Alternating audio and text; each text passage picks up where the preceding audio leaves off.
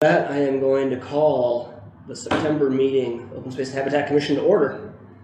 I think probably, even though it's not on the agenda, we should maybe just do a quick round of introductions. Well, it is on the agenda. Okay, never mind. It is on the agenda. All right then. Okay, so let's move to roll call, I guess. I forget what we need to do. Can you just mark who's not here? Call people. Yeah, I've marked who's not here. Okay. Let's move to approval of the agenda. So does anyone have anything that they would like to add to the agenda that is not currently on? I may have to move item C a little further later in the meeting. That's the one having to do with the council subcommittee. And waiting Zoe, for Bapu. well, maybe Bapu will be coming, but Zoe, the clerk, is in the transportation, and so we're trying to time it. And anyway, so that one might get pushed a little bit later, depending on how that meeting goes. All right. Do I have a motion to approve the agenda with that? I move to approve the agenda. Do I have a second? Second. Anyone, any comments on that? All in favor of the agenda? Aye? Aye. Opposed? We have an agenda. Let's move on to some brief announcements. Over to you, Tracy. I don't. I saved all my announcements for agenda item 6B, so I don't have any other separate announcements. Okay. Any commissioners, any announcements? I don't know if this falls under announcements, but I think that you're saying. Yeah. Just Tracy, someone reached out to me via work that I gave your contact information about SB 1425. Yes. Which is legislation that requires, well, I don't know if there's so, I think they have a new name, OPR, to update the general plan guidelines or impose some new requirements for cities and counties to incorporate open space, climate equity, and rewilding information into their city and county general plan. So I don't know if that person reached out to you. Yes, we talked. Okay. Cool. Yes. So FYI, that is the implementation date for that is January 2026. So anyway, just information that's relevant to this body. So is that where this goes in the agenda? Sure. Okay. So it passed, but it's not. It passed. It's not going into effect until for a year and a half. A year. No, well, it is in effect, but we have until that time to finish to actually do it. Got it. That's understood. For cities and counties. Yes. Okay. What SB was that? 1425 during 2020. Yeah, and it's basically, if I'm remembering right, it's pretty short. It was basically, and I pass this on to planning as well. Okay. And I'm sure that whoever our consultant ends up being, I will definitely pass it along to, but I'm sure they're aware of it. But it basically sort of requiring cities to update their open space elements and include certain topics like climate resiliency, equity issues, I forget what the third one was. And rewilding. Rewilding. Yeah. Which I wasn't quite sure what exactly, I mean, I know what that means, but anyway, I did talk to him and I referred him to some other people too to talk to. So we had a good conversation. It's like a colloquial term for restoration. Yes, but yes. Mm-hmm. Yes, but restoration has a connotation of bring it back to what it was in an ideal past. Rewilding is a little different. It's true. Anyway, just sharing that as if this is the right place. Right, that's perfect. Yep. Thanks, All right. Okay. Given our last agenda or last meeting's topic. Yeah, right. Yeah. Okay, that's it. Thanks. Great. Any other announcements, commissioners? Okay. We don't have anyone from the public here, so we can move past public comment and then move into the consent calendar, which is the minutes from June's meeting. May's meeting, sorry. And do we have a motion to approve the minutes? A motion to approve. Thank you. Second? I'll second. Great. Any discussion on that? Any corrections? Well, I think I was marked as present, but in one vote I was marked as absent, so that's the only no. Because you came late. Oh, I was late You then? were late. Tardy Mark. Okay. I always when people All right, come in, today I because was. sometimes people miss the first couple votes. You know? Okay. So that's the only reason. All right, you're good. Because I said I stand corrected. Vassiers arrived during regular items. Ay. Okay. It's like a permanent record, Mark. It's okay, it's okay. All No, right. it's totally okay. Okay, I stand We're corrected. volunteering. Okay, so hearing no confirmed corrections, all in favor of passing the minutes? Aye? Aye. Opposed? Okay, minutes passed. Let us move not into item A, because we've already done that, and let's go into updates on projects from over the summer. Well, actually, so item A though, what I would like to do on A, I did the oath of office, but. Oh, introductions, yes. Yeah, I wanted to do some introductions, maybe have Yes. our new commissioner Yeah. say a few words. I actually have Christina Harrington couldn't come today, but she sent something for me to read for you guys, just as a little intro thing, so that's what that agenda item is. And we'll do intros for ourselves as well. Yeah, we can do that as well. Maybe we'll start with that and then turn it over to new commissioner. So Patrick Huber, I'm currently chair of the commission. I've been on for a while now. I think it's 14 years or something. My day job is over at the university. I'm director of the Center for Conservation Informatics. I've known Steve Greco for a long time. He was my major professor going through grad school, these many years ago. Ooh la la. Anyway, welcome to the commission. All right. Hi, I'm Lindsay Correa. I guess this is my last year on the commission. I think my term ends the end of this year. And I guess in my day job, I'm an executive advisor for climate resilience at the Department of Water Resources. And I have a background in sort of environmental science, management, and policy. Hi, my name is Sarah Gunsey. I am currently a PhD student in soils and biogeochemistry at UC Davis. And so that's what I do, my main job, I guess.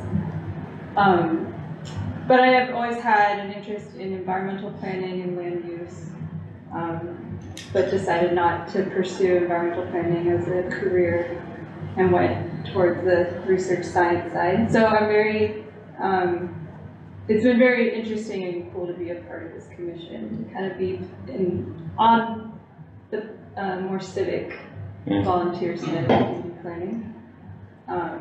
I started as an alternate, I think 2 years ago, and then graduated because people left, and yeah, and I don't know where I am in the term, but I think I've been here 2 years. I think so. Okay, I'm Marc Vessière, and I'm now retired. My background's been working for Department of Water Resources, dealt ecosystem monitoring and then climate change at California IRB. My background is agronomy and ecology, and Steve and I were used to be grad students together. Same lab. Yeah. And what else? I've been on this commission for a few years. I am the vice chair or whatever it's called, and I don't I don't know what else. I think it's interesting work. Well, and my name is Tracy Reynolds, and I work for the City of Davis, and technically my title is real property manager, so I do a lot of real estate stuff for the city. I manage all of the city's leases and do real estate research. And when they created this position, they reorganized things and put open space with it because of the conservation easements, because that's pretty much a real estate function. So having said that, everything that I have learned about habitat restoration, farming, any of that stuff, I've learned on the job because that's not my background. So I'm definitely not an expert in any of the biological sciences.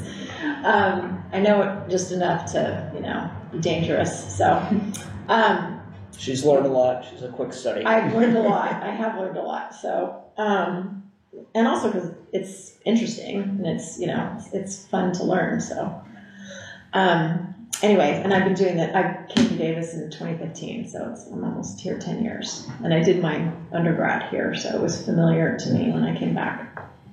Oh, nice.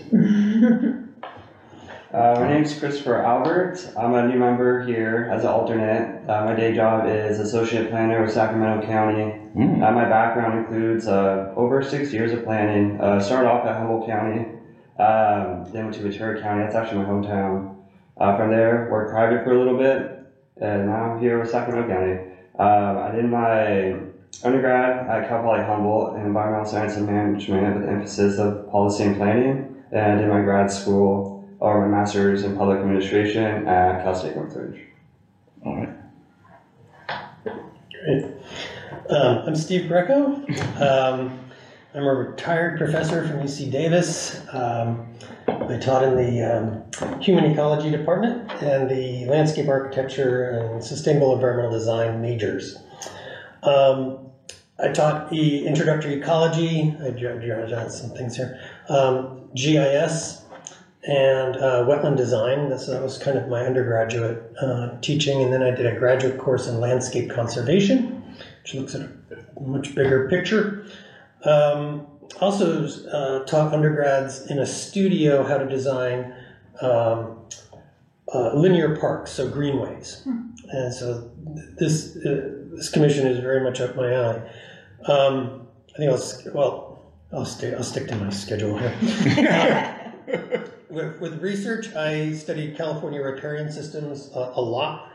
Published many papers on Sacramento River, even Coota Creek, and others. I did endangered species research. I did conservation planning with connectivity. Patrick and I did a lot of papers on that.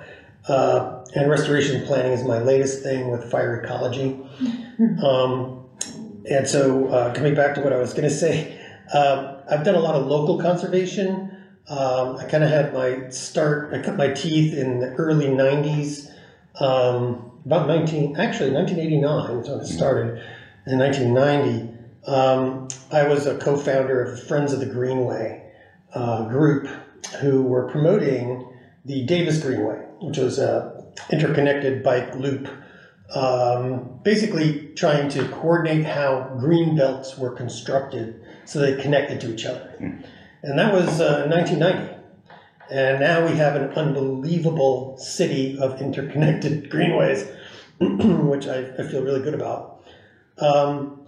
Then, of course, I did teaching graduate school, so I didn't do anything. But then in the last decade or so, I was working on the Yolo County HCP, NCCP. So I worked on that for 8 years.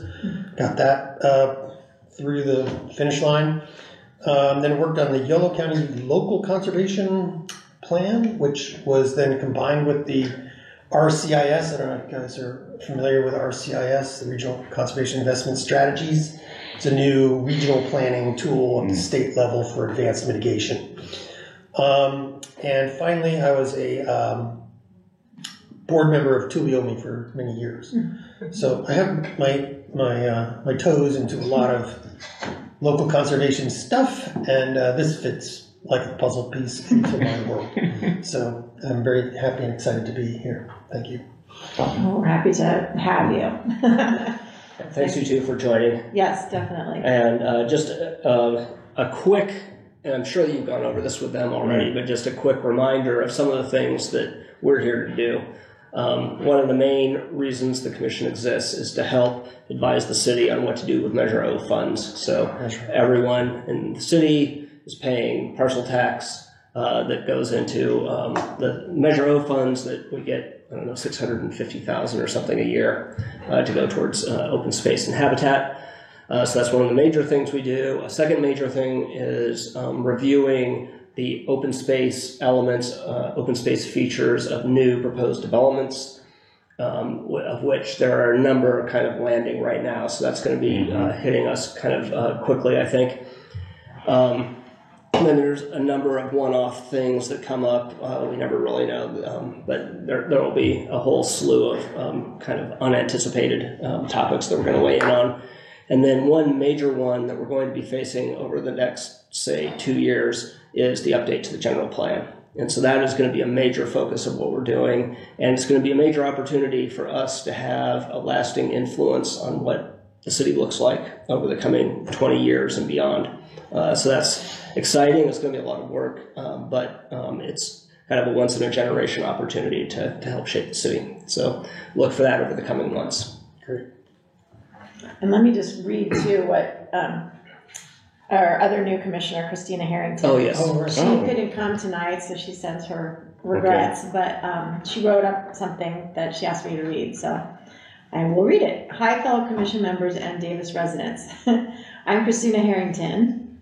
She, her pronouns are fine. One of the new regular commission members. I'm excited to be joining this commission with you all. Apologies for being unable to attend my first commission meeting. I wanted to share a little bit about myself.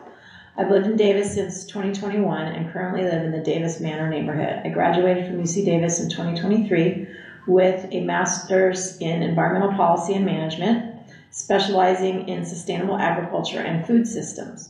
Before moving to Davis from Los Angeles County, I led community engagement programs for CEQA public transportation projects and helped with grassroots organizing to protect public lands. I wanted to join the commission to be more engaged in my new home of Davis and to collaborate with you all, residents and the city council, to ensure our local habitats are protected and that farmland can be more accessible for early stage and BIPOC farmers searching for affordable land. Beyond the professional stuff, I'm currently learning Spanish and Irish, but my Brazilian Portuguese has fallen to the wayside. I'm always working to perfect gluten-free baked goods. I'm grateful to be collaborating with you all, and I'm excited to get to know each of you. With gratitude, Christina Harrington. So that's from Christina, so we will see her at the next meeting. Okay. Okay. Great. Well, welcome, and let's get to it. Updates from the summer. Okay, item 6B. So, yeah, I put this on the agenda because, you know, we have quite a few things going on, and we didn't meet in June, and so it's been, you know, several months since we've met, so I kind of wanted to update everybody on where things stand on a couple of the projects, and also to answer any questions anybody has about what's happening. So first I wanted to update on the conservation easements that we've got percolating.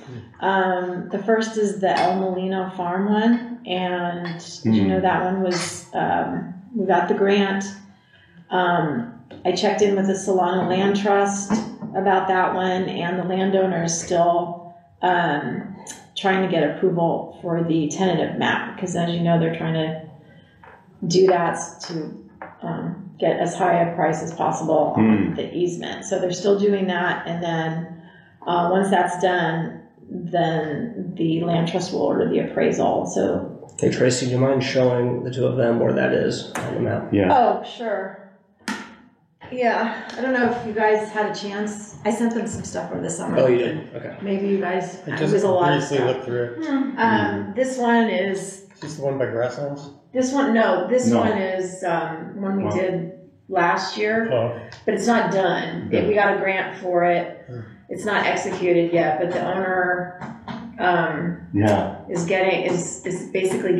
dividing it into 4 parcels. subdividing? Well, getting a tentative map to do that, so the appraisal for the easement is a lot higher than it would be if it was just Oh, a if it single were parcel. subdivided. Yeah, Yeah. and so, but it's the only parcel, I think, it's the only one that exists now that goes from the old North Fork down to the South Fork.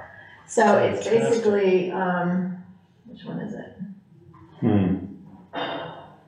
Those trees. We worked to try to get public access across to be able this to one? link, but No, they weren't interested. It's this one, isn't it this one? Wait, it has the ranch. So this is an ag easement? Well, it would be an ag easement. It's one of these down here. It's a Yeah, long, narrow, It goes all the way north-south one, down. all the way down to It Poudre goes Creek, down to the south. inside the levee. It's amazing. Oh, it's this one. It's this one, right? Yeah. This is the ramp. right, this is the It's right, confusing me because. right, it goes down there. Yeah, so Yeah. it's this one right here. Where is Old Davis Road?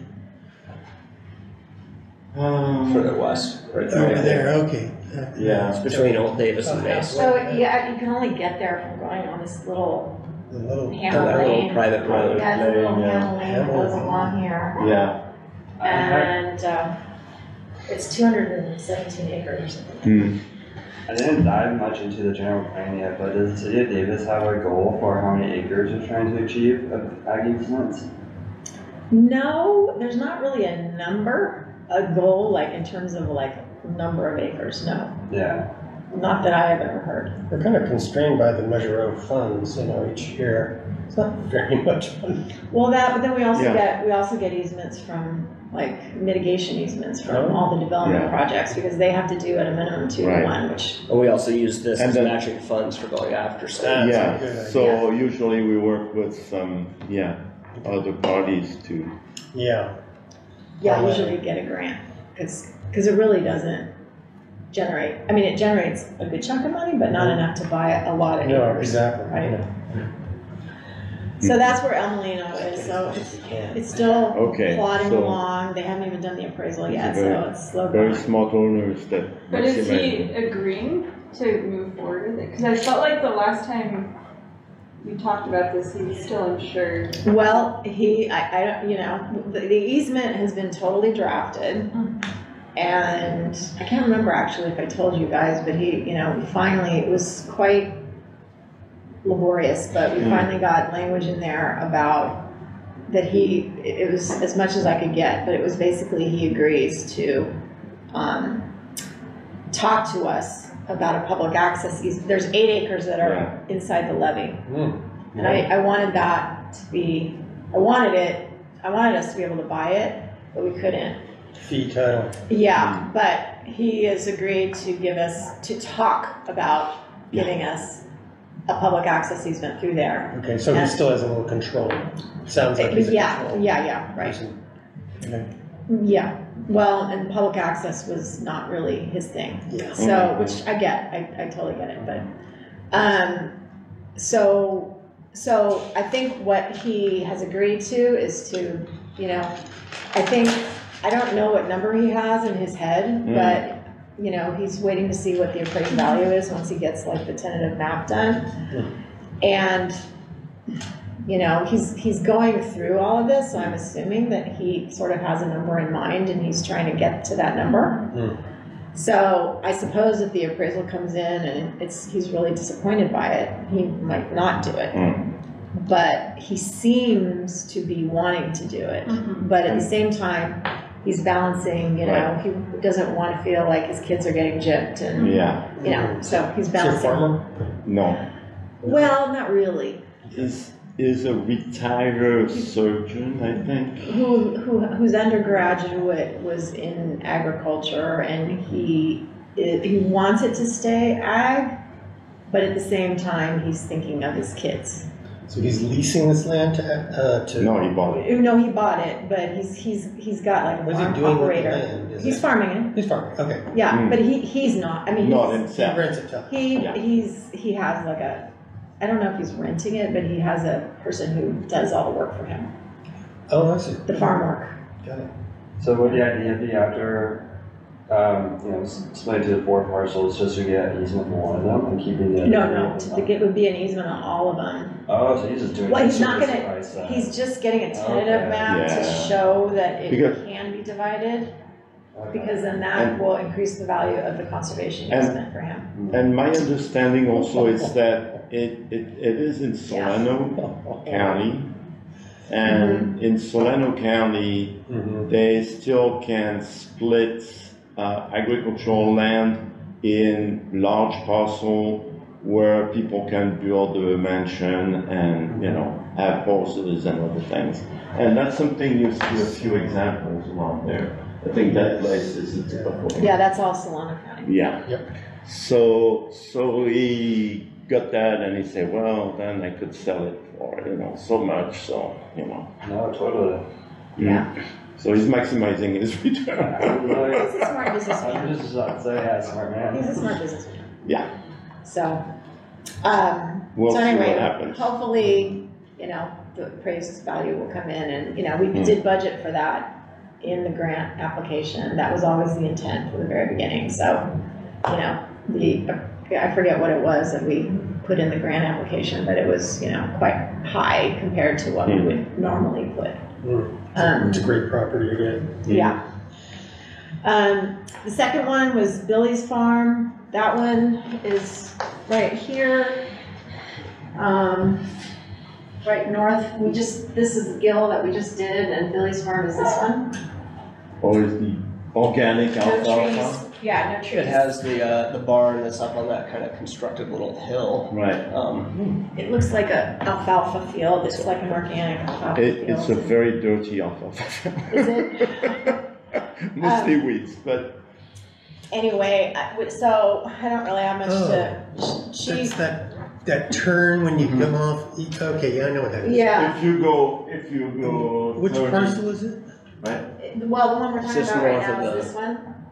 That one. Oh, Yeah. So it's basically when you go on this. yeah. As you go through that That's farm, road there's front 30, yard, road I think those 30 front there. yards. It's very bumpy and Very it's Yeah. bumpy. horrible. Bad road. Yeah. That road is. But we just did an easement here on this one. Oh, Yeah. really? Yeah, So we just did this one, and So- so it's right north of that. Mm, But she has daughters too, and one of them, I don't know, last time I talked with her with the old land trust, I asked her for a map to show me where they want to put the building envelope, because one of her daughters wants some kind of horse facility, and I can't seem to get a map out of her. So, John Curry and I, the Yellow Land Trust ED, we've been trying to, it's hard to meet with her. So that one is just sort of, I don't know. up in I was the air. hoping, because the next round of grant applications, the pre-applications are due.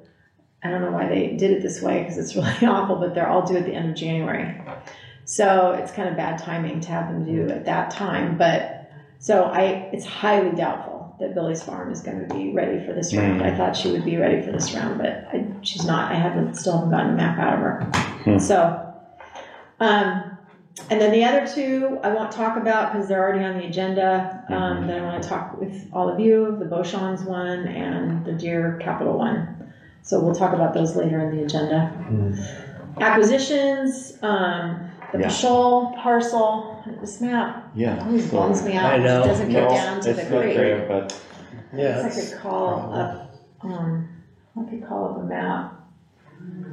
on the computer, Does the city of Davis have a GIS layer that tracks all the easements? yes.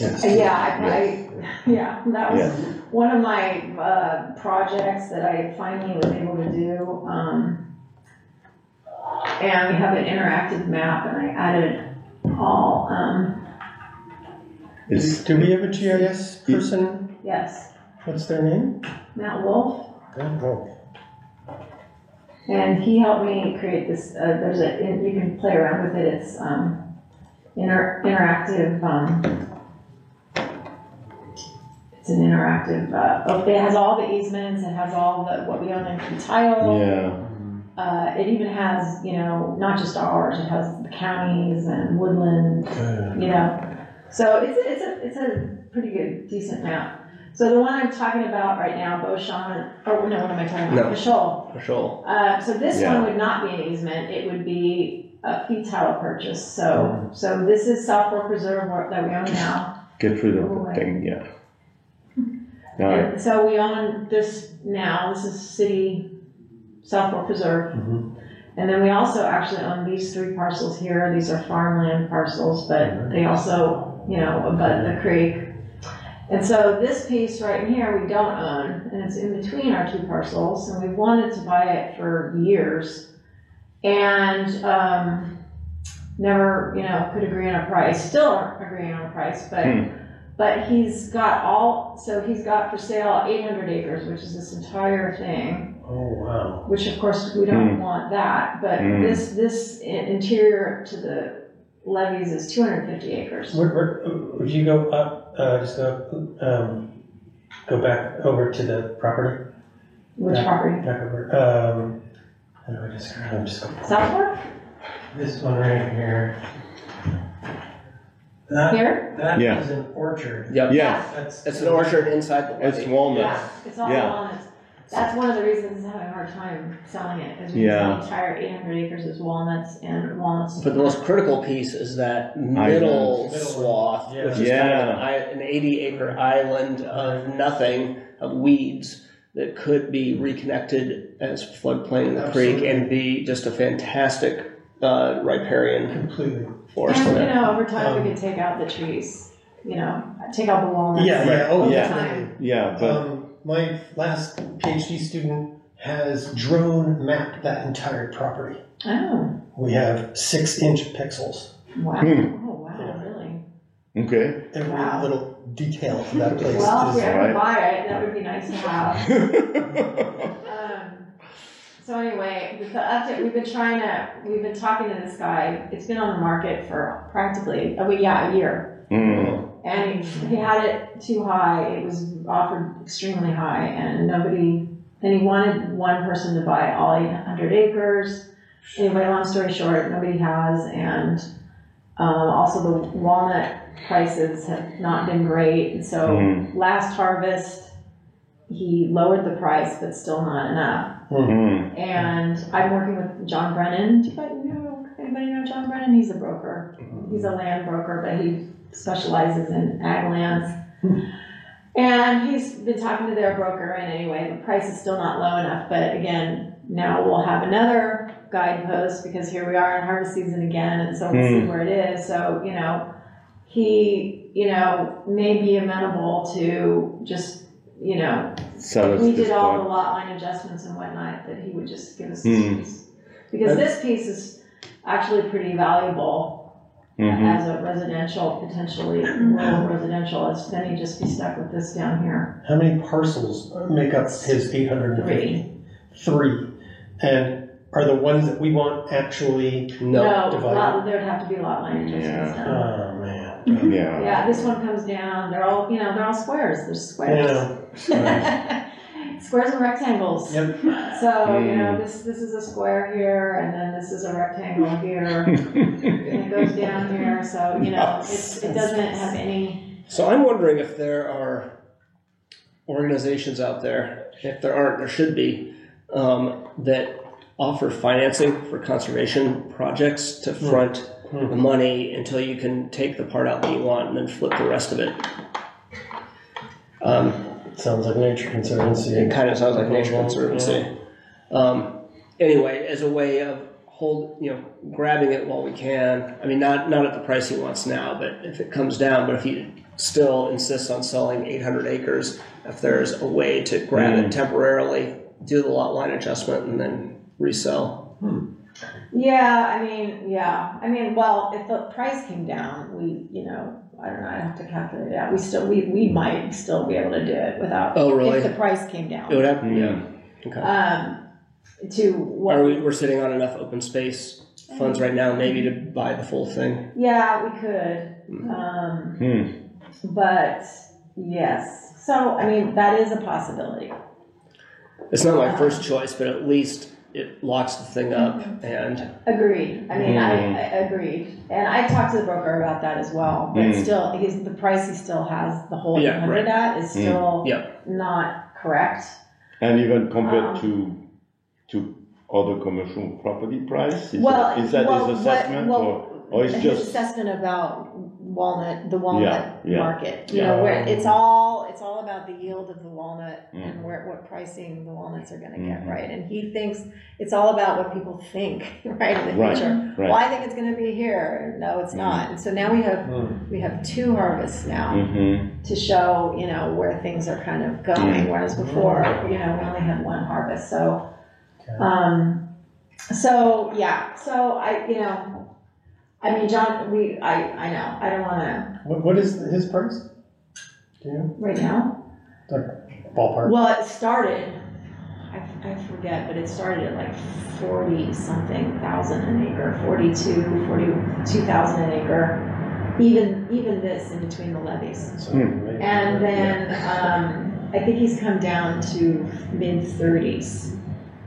You know, Still we're high. mid-20s, Yeah. which we also think is quite generous. Yes, 20 is very Mid-20s, especially in between the levees where these trees, who knows if Yeah. they're permitted They're or not not. even supposed to be there. They're not And especially that island, that he's not getting any economic Well, return on at all. I know, well, that we had a different price for, but still, you know, I know.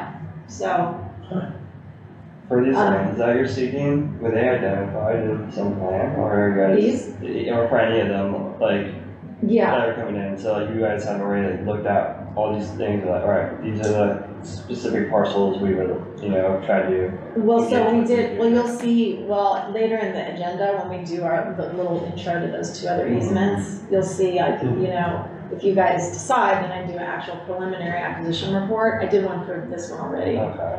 And that's where we kind of look, you know, are these in the priority acquisition areas? What's the soil like? Or for this one, it was a different analysis because it's not really, you know, for farming, it's more for a habitat piece, right?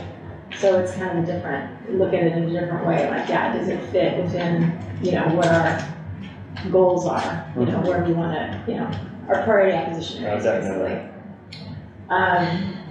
So because of this, actually, so then over the summer, so then the next one I wanted to talk to you guys about is then, so over the summer, because I'm sort of frustrated with this guy, I talked to John Brennan, and so he started talking to, I told him to talk to HM Claude, so then I started Oh, wanting to nice. get this piece here. Oh, yeah, So we own this piece, right? We already own this right here. In the So middle. it's a tiny Yeah. little 10-acre parcel. Mm. And so HM Plaza owns this, and then this guy, Shonin, he owns all of this, Mm. all of that. Is he willing? Well, you know, it's all about the price. Yeah. So I have John Brennan talking to them, and I haven't done, so that's actually, again, further on the agenda about future agenda items, because this all happened over the summer. I didn't get to do a preliminary acquisition report or anything with these two parcels for you guys, and I can do that because I kind of want to have both of these going at the same time because this guy is frustrating me. Yeah. You know, Why, just because we've been working on it for a decade? and these don't have trees, you know, Yeah. no trees, and, you know, but so HM Claus is gonna supposedly get back to us. This guy, I think we offered 15 and he said no, so, you know, it's a discussion. Yeah. Anyway, I haven't done any preliminary acquisition report on those, but I just went ahead and told the Yeah. broker, hey, we just reach out to these guys and just see, hey, are they even willing? Again, we would do the lot line adjustments, there have to be lot line adjustments in this case too, but that's not really a problem. That's not a big deal. So, This is Solana also, right? Yep. Yeah, on the south side of the creek. Yeah. So. And west of Mace. Oh. yes, so west of Mace Mace. is the boundary So, line, east yeah. is Yellowstone. So this is all, yeah, so this would be right, Solana, the side of Solana. This little piece is Solana. So that makes it easier to subdivide because it's in Solana. But You they know- can't do anything there anyway. Yeah. It's outside the levee. It's in between the levees Yeah, in between the levees it would be impossible to to get develop. a Yeah. permit for Yeah. a building in there. Yeah. But they do farming. I mean, But farming they do. close they do a lot. I was, riding my bike by there. They do a lot of, seed experiments and Yeah, I mean, trials. pretty much everybody, I mean, really, it's only for Shoal who's planted trees in there. Everybody else is just doing Everyone road wonders how he did that. and he just planted. Yeah. Unpermitted. Exactly. Well, And even though this is thin, this is narrow, it's actually really, It's really nice in there. yeah. Beautiful in there. because Yeah. nobody's touched it for decades. Yeah. So it really is, the trees are There's some big trees in there, yeah. And, you know, so, anyway, we can touch on that when we talk about future agenda items, but I just wanted to mention that over the summer, as John Brennan and I were talking about Michelle, I'm like, you know what? Let's work on these two at the same time. Can you reach out to HM Claus and the Sherman, because I haven't talked to that Sherman guy. And if we got the whole Peschel, then we could trade clothes for that other one that's north of the levee. Maybe they would like it. Well, yeah, and then I could trade it because I still want this piece. And then trade that to John Anderson or something. I don't know.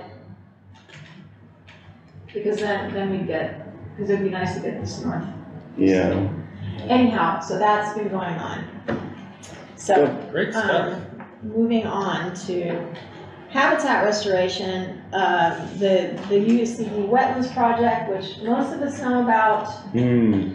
Christopher, for your benefit, it's over here on, Steve already knows about this project, but it's UC Davis land, right off, that's not it.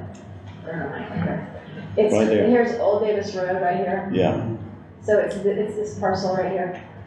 And UC Davis owns it, and it's really sort of a no man's land right now. It was Caltrans excavated land off of it to make the 113 river crossing, and that's weed patch. it's just weeds, and so we have a whole wetlands restoration plan here.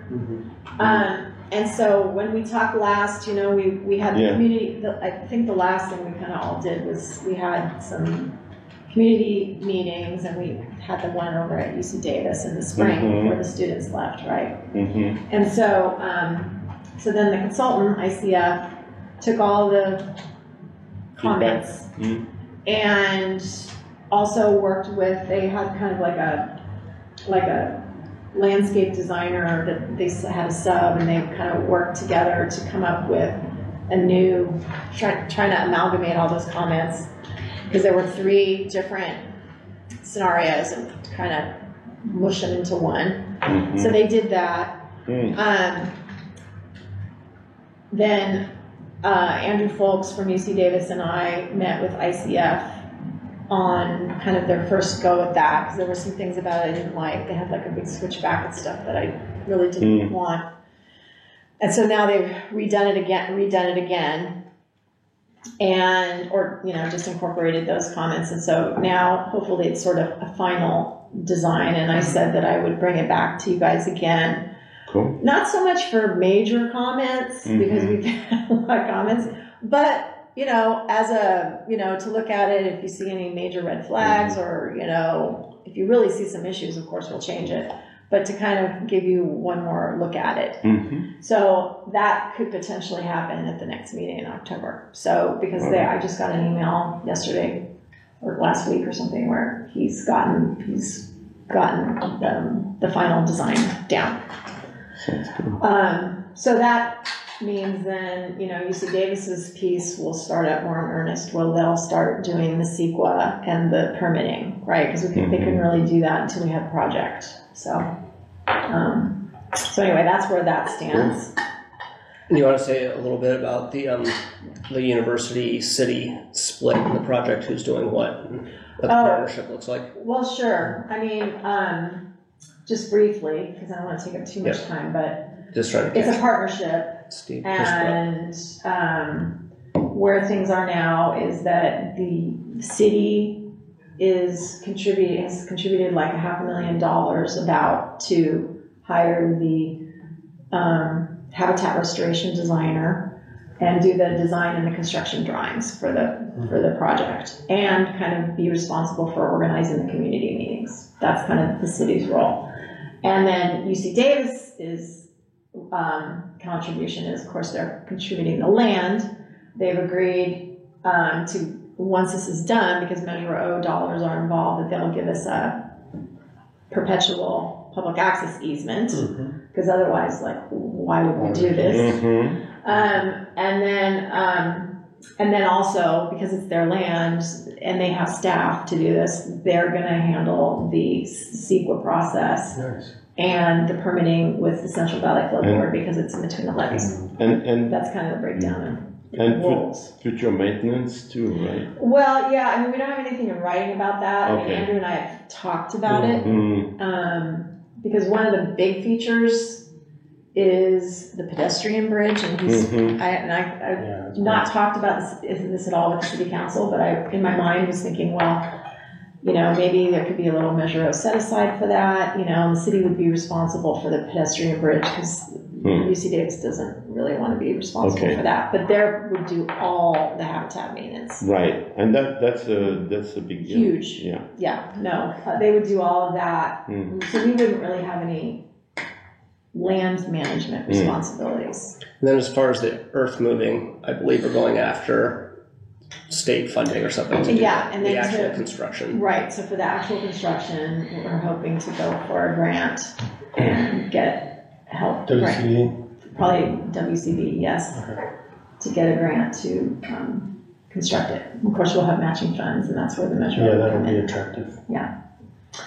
So that's that one.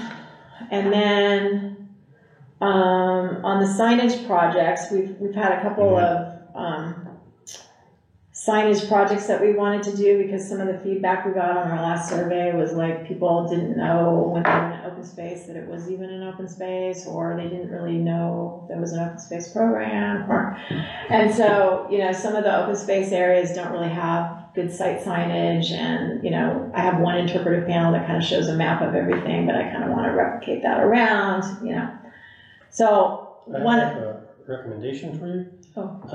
When I first started working at UC Davis, I worked for the director of the Arboretum, and no one knew that there was an Arboretum on campus. And so we had to go through a really sort of like an identity crisis here, putting up signs. Arboretum. We had bollards, Arboretum. People stole them. But it really worked. Yeah. And a logo. If you have the logo and the sign, they're like, oh, that's the Arboretum? Oh, okay. Yeah. Because they didn't realize it went on for miles. Yes. And it was underappreciated, and therefore it wasn't funded. Right. And so it was tough. And we have the same problem. People, Measure may come, in 2030 come for being renewed, and people don't know this land where they go, We bought it with our city's money. Right. It's taxpayer money. Yeah. And so, one of the things was we're not calling it a logo because I can't have like a separate city logo. But we have use the David just. Well, we have that, but we also have like a little. Not a logo. It's not a logo, but it's not a round circular. You'll see it. It's a round circular symbol. Picture. Medallion, right? Yeah, I call it a medallion, a place-making medallion. It's not a logo. It becomes recognizable. Yes, right. It becomes That's the main thing. It becomes recognizable. This is exciting. Yeah. This is an exciting update. I wrote down, I'm like, I want to hear what's going on. Medallions. I'm excited. Yes. Yeah, and so, I've been working, so the consultant on this project is Helix, and we had some, because also, I have to get our communications team to sign off and the city manager, because they're city signs, it's a whole nother level of approval. So anyway, we're very close on getting that. When I get a good final, I'll bring it in and share it with you guys during announcements. But we're very close to getting that done, and we'll start getting those manufactured. And so I'm going to hire the Sacramento Conservation Corps again to install them all. And then at the same time, also we finished. I had many meetings with the Friends of North Davis Ponds, and we finished the draft for like 9 interpretive panels. Worked hard on those, and we are all happy with those. And so I'm going to get those also done and get those out on the North Davis Upland Habitat area, which is not. It's basically a habitat restoration from scratch, so it's taking forever for things to grow.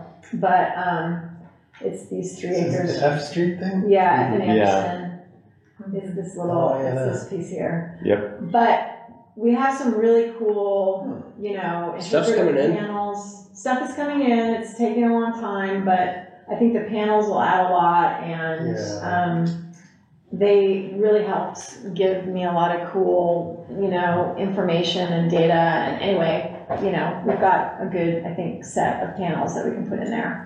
Is it going to be UV resistant? 'Cause that's Yes. a big thing. Is Yeah, they just fade. Yeah, right. trash so quickly. I know. Hmm. Yeah. So anyway, those are almost done too. So pretty soon I'm going to be done with those. I mean, they'll enter the manufacturing. All right. I'm excited. The manufacturing, me too. I'm totally excited for those. My kids will know what we're even talking I know. about. What are we even talking about? Exactly. So, yes. Your kids are Good the, work. are the best clients for interpretive science. It's true. I didn't say that in my intro, but that's like something that motivates me about being here. Like, what are we even talking about for other Yeah. citizens of the city? That's right. Yeah.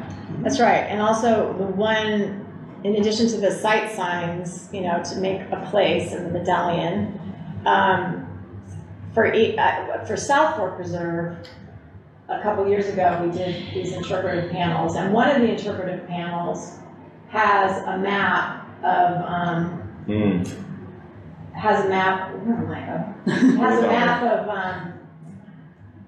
all the open space areas, and it talks a little about Measure O. It says you are here, so it sort of shows you where you are in relation to some of the other places where you can walk, not the easements. Yeah. But so one of the things they're working on also is they're gonna take that map, and I'm making it a little bit better, but basically replicating it, tweaking it so that I can put it on every single place. So anywhere you go, you know, you'll have that interpretive panel too, because then again, it's advertising Measure O. It's a map. It's showing you an open space program and how this place fits in the grand scheme of things. And then it has the placemaking medallion circular sign that makes it an open space area. So anyway, yeah, so excited about that. As soon as I get like some good sort of finals, I'll bring them in to share. All right. Okay. Thank you. And then we're still doing the monthly, you know, open space social media blurbs. Our communication team is still sending out, so that's still happening, and they've asked me for some new ones, so that's still ongoing too. To kind of keep it in the feed, keep it in the social media land. And then finally, two more things. The Davis Wetlands project, you know, that one, well, it's not really a project. It's not a project yet. But, you know, the city owns the Davis Wetlands up here. It's, it's quite large. It's 400 acres. We only have it because it was part of the wastewater treatment plant. It did the tertiary treatment. We don't need it anymore for that purpose, and so now it's like, well, now what? Because, you know, 400 acres, I only have one guy who, you know, we couldn't just absorb 400 acres. It's a big deal. And so we hired a consultant to kind of look at, you know, do a baseline about how much it would cost to maintain it, maybe, you know, do some research about different structures for ownership and management, blah, blah, blah. You know, and that's been completed, you know, was somewhat helpful, not as helpful as we wanted. I've talked to the Habitat Conservancy too more after the consultant report was done, and the wetlands was in the ACP, NCCP. This is one of the sites. It's called, it has a bureaucratic name, pre-permit site. It's a pre-permit site, which basically means it's sort of a publicly owned land that was in existence before the ACP, NCCP, and so it's sort of assumed that it would be part of their reserve. So that's a good thing that it's part of the reserve. I mean, that it's not yet, but that it was assumed to be. The bad news is that all of those pre-permit lands are assumed that the landlord takes care of the property. And so the whole allure of having a conservancy easement on here would be that then they could use some mitigation fees to help do restoration or maintain it, to help us out financially. But because it's earmarked as a pre-permit site, that's not really what the plan calls for. Now, that doesn't mean it's totally a no-go, but it just makes it more complicated and difficult to go that route. Can I ask a question? Like, I see wetlands on the other side. Whose are those? These here, Yeah. those, I forget the guy They're who owns mysterious. that, who? I just said they're mysterious. Well, yeah, they're a private, it's a duck hunting, Yeah. Oh, it's it's a duck hunting, private, Yeah. But I've never private. seen anyone hunting ducks over there. Yeah, I don't know that much about it other than it's And they're private. using their own water. That's fresh water. Yeah, It's we're not. using- It's not treatment water. No, it's not. No. here. Are we It's still all- getting treatment water for Dave's Yeah, wetlands? the wetlands is. Do we have a secure supply? Yes, well, that was one of the things we had the consultant look at was that, what are various potential water sources? Mm-hmm. Could we use some from Conway? What about drilling another well? Blah, blah, blah. So we looked at that as well. To see if, does it always have to be connected to the wastewater treatment Right. plant, or is it possible that there could be some independent water source? So they looked at that too. I mean, that is just such prime tricolor blackbird habitat, Yes. potentially, if not already. Well, it would always probably sit, but also, Conway could purchase it back. Again, we're trying to get all there's a lot of different options. Snakes would also be in there. Oh yeah, it's definitely a garter snake area. So anyway, I actually need to circle back in with Public Works and talk about what are the next steps here, because the whole point was to go before the city council and talk to the city council about, hey, here are our various options. What do you want us to do? What would you like us to look into more? Because we have this 400-acre property. Is there And- Tracy, Sorry.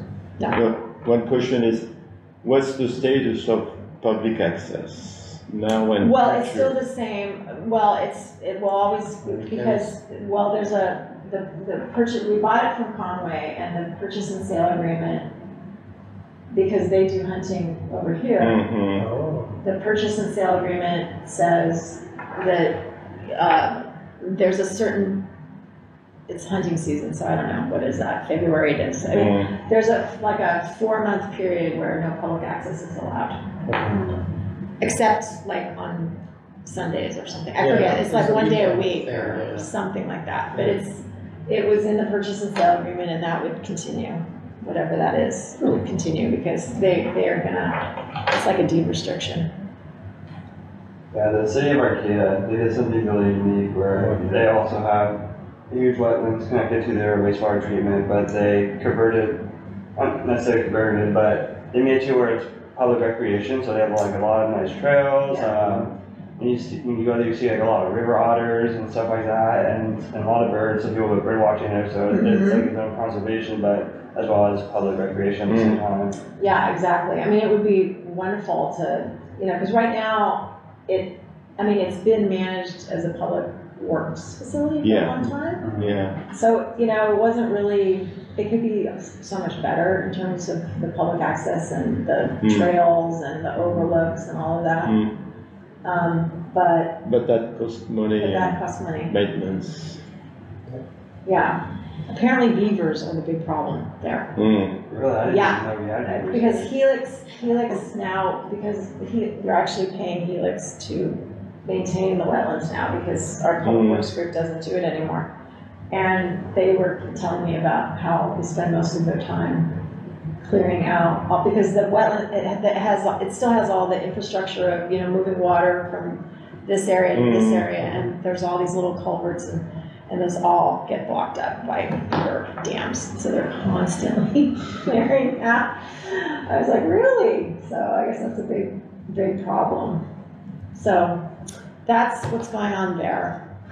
If that's a big problem, there is a group, I know of a group that is beaver advocates. They have written a book on how to manage How to manage land beavers. with beavers. And we might actually be able to use them, instead of fighting them, Yeah. Use them or try to and have direct them in them a do a lot particular of work area. for us. Yeah, Yeah. It's a fascinating thing. I heard about it at the law school, environmental law symposium. Remember that guy? You were there. Yeah, I do. Let me take that stuff up. yeah, That might be something Yeah. just to check in. Yeah, I can share it with Felix. Okay. Yeah, you know, maybe there's a little area we can direct them to. And I don't know. Exactly. I know. I mean, They're you know, really I industrious feel guys, bad. yeah. I know when he was telling me, I'm like, oh, they work so hard. Yeah. And then you just like wipe it out. It's like, All no, that work. those poor guys. I know. Beavers are hiding in the restoration world, so all sorts of videos. Beaver believers. Yeah. So that's where that is. All And right. then, So that's really interesting stuff about the Davis Islands. yeah. And then the last thing I was going to touch on was just what Patrick had mentioned about the general plan update. And just to say that I asked planning, like, what's going on. And so basically what the city did over the summer was put out an RFP for a consultant. I think I mentioned that before. You know, we got 4, and this was a consultant, not the way I understand it, it was more like an RFQ, because it wasn't to have them submit a proposal to do the general plan update. It was for them to submit their quals and offer an approach, how they would go about doing this. And so 4 firms submitted. You know, they were all evaluated, and one kind of rose to the top. And so now the planning staff is going to meet with them to kind of talk about what their potential scope of work would be. And then there's a city council subcommittee, and then that will meet with them as well. So then once sort of that kind of scope gets finalized, then that's when it's going to go before the city council to try to, you know, basically approve. It sounds like then that would sort of, then that's whatever that scope would be put into the contract, right?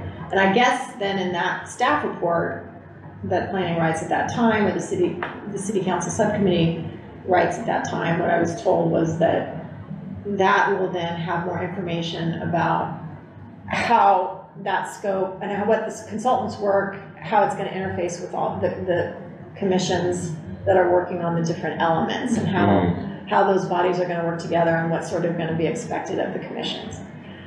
So I guess that is going to be happening over the next couple of months. So that was basically what I could get from planning as an update on that. So those are all my updates. Busy summer. All right. I was busy. I was. Luckily, you got away for 5 days. You can do the rest of that. Okay, you want to move over then to some of these new potential? Yeah, so I guess Since we don't have. So we'll have to, do you have to vote to defer item 1C? Yeah, I don't know. think so. everybody's okay with that? Yeah. All right, so we'll move on to the Beauchamps, potential easement. Oh, okay. Um, We don't do this. So this one came to me through the Old Land Trust. Well, I've heard of it. It's been floating around for a while. I think we already have another easement with this family on a different property. But, and I believe one member of this family is on the Old Land Trust board. Oh. But anyway, so it would be this parcel here.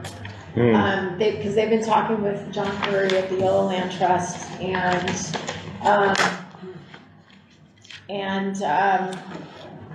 so this is one that I am actually, you know, if the commission, you know, agrees, you know, this one we could potentially make the, you know, January pre-application date. Yeah.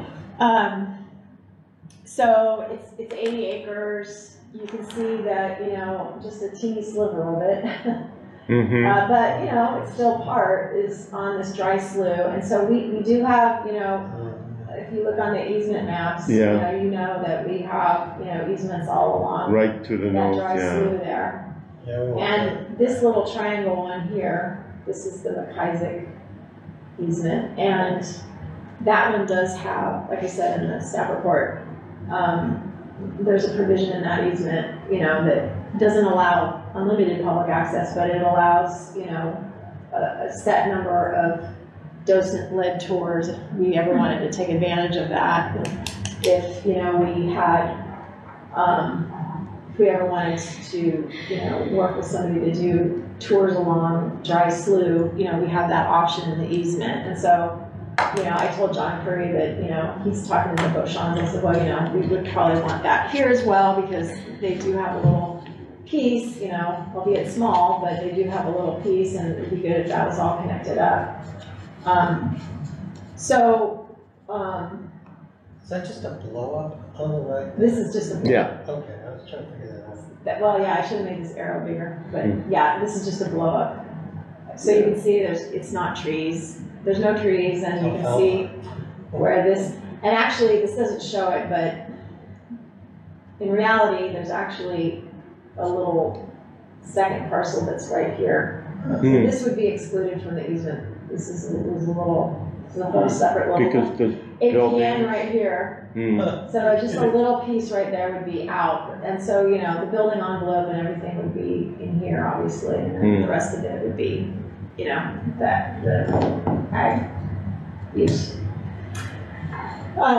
So, you know, it's connected, you know, the soil is good, you know, it does, like I said in the staff report, I'm happy to, this was just a quick and dirty look at it, but I can do a preliminary acquisition report on So it. this goes to the earlier question about whether we have a, you know, the space strategy map. Yeah. Yeah. This is right here. Yeah, this is, I mean, it's not, yes, and this, Which should be Ag area. updated at some point. yeah, it doesn't necessarily mean that this is the only ag land that we would preserve. It's just sort of like an ag buffer. I don't know, this map was done a That's while showing ago. a map of the ag land we can't afford. Yeah, right. But, you know, this parcel, so yeah, it's outside of that band that's shown on the map. However, it is, you know, it has, I think the whole thing is class 2 soils. And it, you know, it's connecting to our other ones, and it has a little tiny bit of a slough. That's just another piece, and it is in some view corridors. So, you know, I didn't make a recommendation, this is just informational, but it was more just to say, you know, here's where it is, you know, the Yale Land Trust is interested, the property owner seems interested, we, you know, probably could make a January 31st deadline for the pre-app. It's just the pre-application. But if so, then, you know, I could do the full-on preliminary acquisition report where you guys could actually take an action that then I could, you know, tell the city council, you know, that you took an action and then approved, you know, pursuing this basically, you know, it's no guarantee, but just to, you know, pursue it and spend staff time on it and, you know, agree that it kind of fits within the acquisition. Hello. Fits within our acquisition strategies, so. Gosh. So, does anybody have any questions about it? So next to the slough, is that development right there? Or is it, if we go to the map, or is that just actually the slough? So the slough actually Okay, is is very, that- this, yeah, okay. this. Yeah. So this, if you look on Google Maps, so this is like just a horse stall. They have like horse stalls right in this tiny little triangle. And then the slough is right here. And then, And then this is there's a couple residential house. So like I said, there's a separate APNs that has a house on it. Then there's another house on the other APN. So there's two houses here. And then there's like, farm production area. In fact, that was the other thing I told John Curry. I said, ideally it would be nice, number one, that we would get the same public access language that the McIsaac one has. And then also if they could, move off the slough a little bit, move this back. Well, there's a building right here, but they could move some of this back and maybe do a little bit of planting or something, but just move it a little bit away from the slough. Move their building envelope a little bit away from the slough, further than it is now. Is the public access so you could maybe incorporate future trails going through the area? Well, maybe not a trail, but the idea is to have supervised docent-led tours. It's not just a trail that you could go anytime, but it would be a setup ahead of time. Like the property owner would know, hey, let's just say the Poudre Creek Council organized it or something, or Audubon. Like we're having an event on April 15th, and I'm going to have, I think there's a maximum of 12 people. We're going to have our group come by, and then so the property owner knows, okay, this is happening, but it's not like a trail that you could go on at any time. It's similar to the Davis Wetlands arrangement, where it's only like one day a week, and Davis Audubon will facilitate the tour and tell people about the birds and the habitat and stuff. That makes sense. Yeah, except because this is private property and their houses are right here. So so it would have to be if the language is, and it's the same with McIsaac, the one here too. It's the same language where I don't think they have a house here, but it's basically like you have to tell the property owner ahead of time so that they're aware. And I think it's no more than twice a year or something like that. And there's a limit on how many people. So it's very constrained. But it's something. It's better than nothing. It's kind of a low quality creek. Yeah, because it's sized. Which is kind of one of the reasons we've never one of the It could be reasons we've restored. never really taken advantage of that provision in the easement to, take advantage of that right that we have. Because it isn't. It's very narrow. It's not the greatest habitat. But these easements are in perpetuity, so there could be a time when it's better. In the future, when we have more connection and more maybe political clout and leverage, we could propose some sort of restoration. Yeah, and it could have language in it that, that's what I was saying, it could have some language in it where they move back a little bit and they allow start setting that up. grantee to, maybe plant some additional riparian. So I wanted to make sure that we have some sort of language, even allowing for the loss of some ag land if we're doing restoration work as opposed to building, at least within some distance of the slough. So I want it to not be constrained, that we can't ever, expand some natural area out from there. Yeah. That's very important.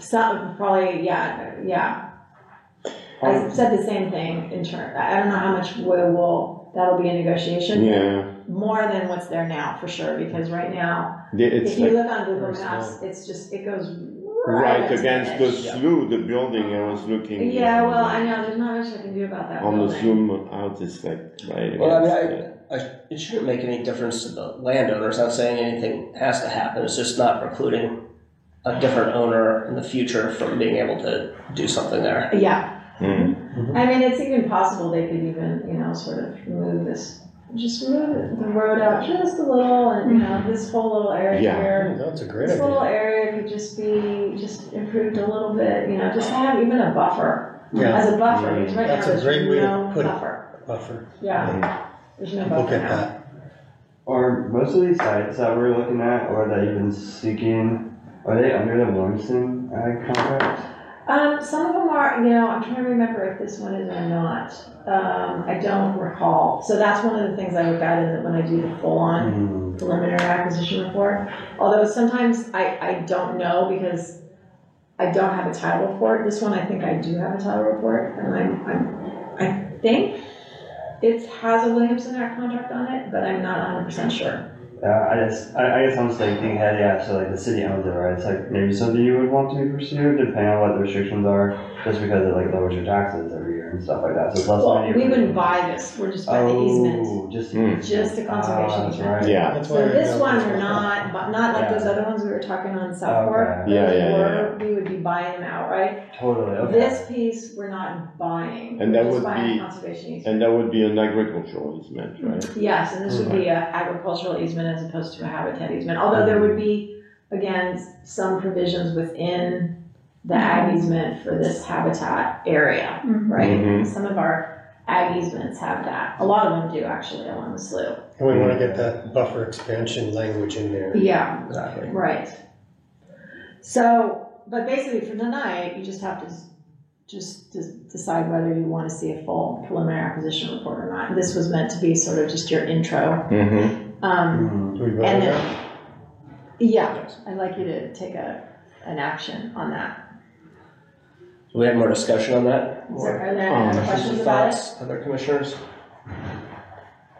I guess a question always in these is like, what's the cost of inaction? So like and the opportunity cost of taking action on this, or, pursuing this relative to the others you're thinking I don't think they about, would, nothing really budget-wise. precludes anything else. Also because, I mean, honestly, the way that the SALC, so the Sustainable Agricultural Land Conservation Program, right? The way that program is now, before, matching funds were 25%, but that was hard for everybody. Not us, but everybody else. Now it's 10%. So even if we did this, we're only paying 10%.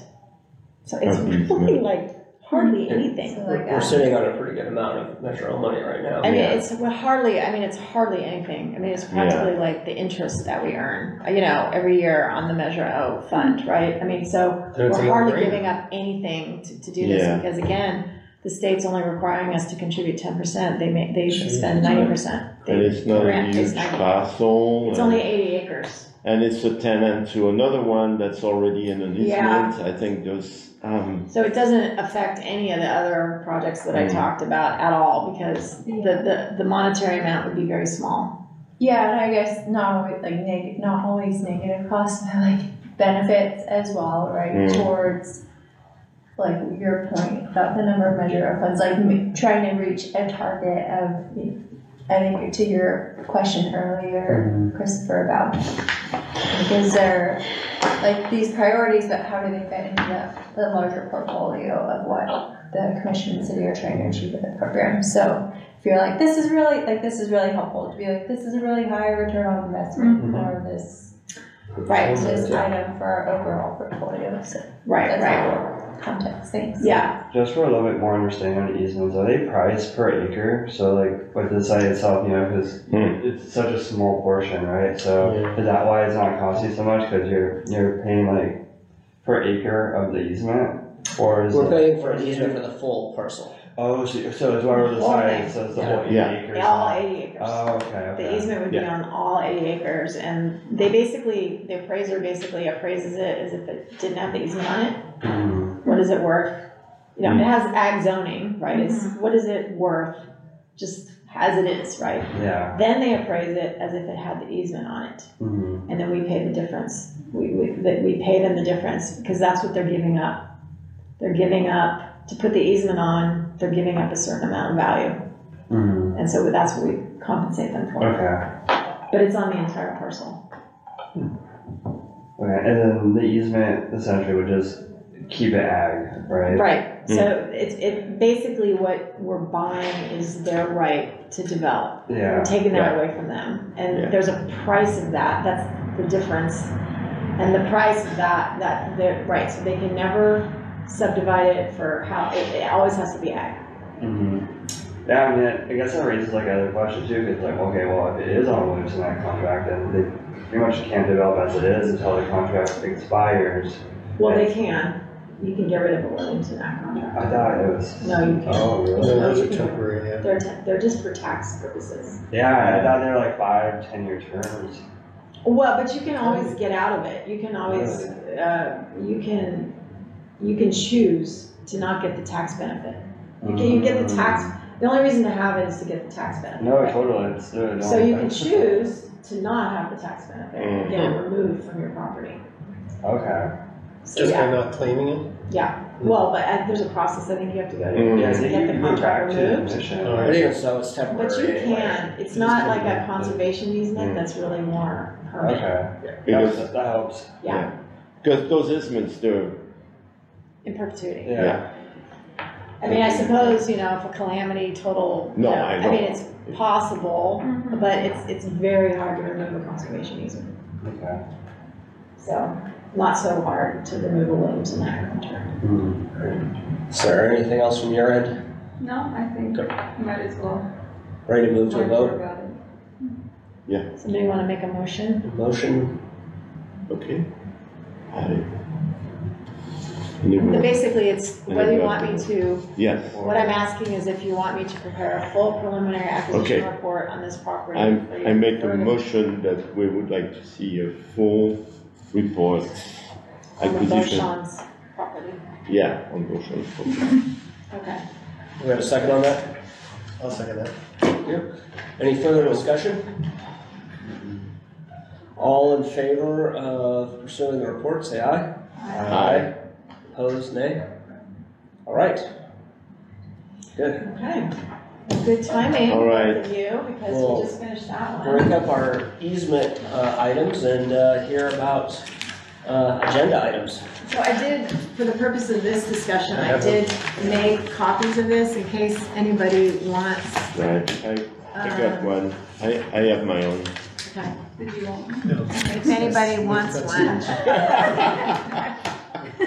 So, We're gonna quiz you. All right, I will hand it over to Zoe, our city clerk. Hi, Everybody knows Zoe. Thank you so much for your flexibility.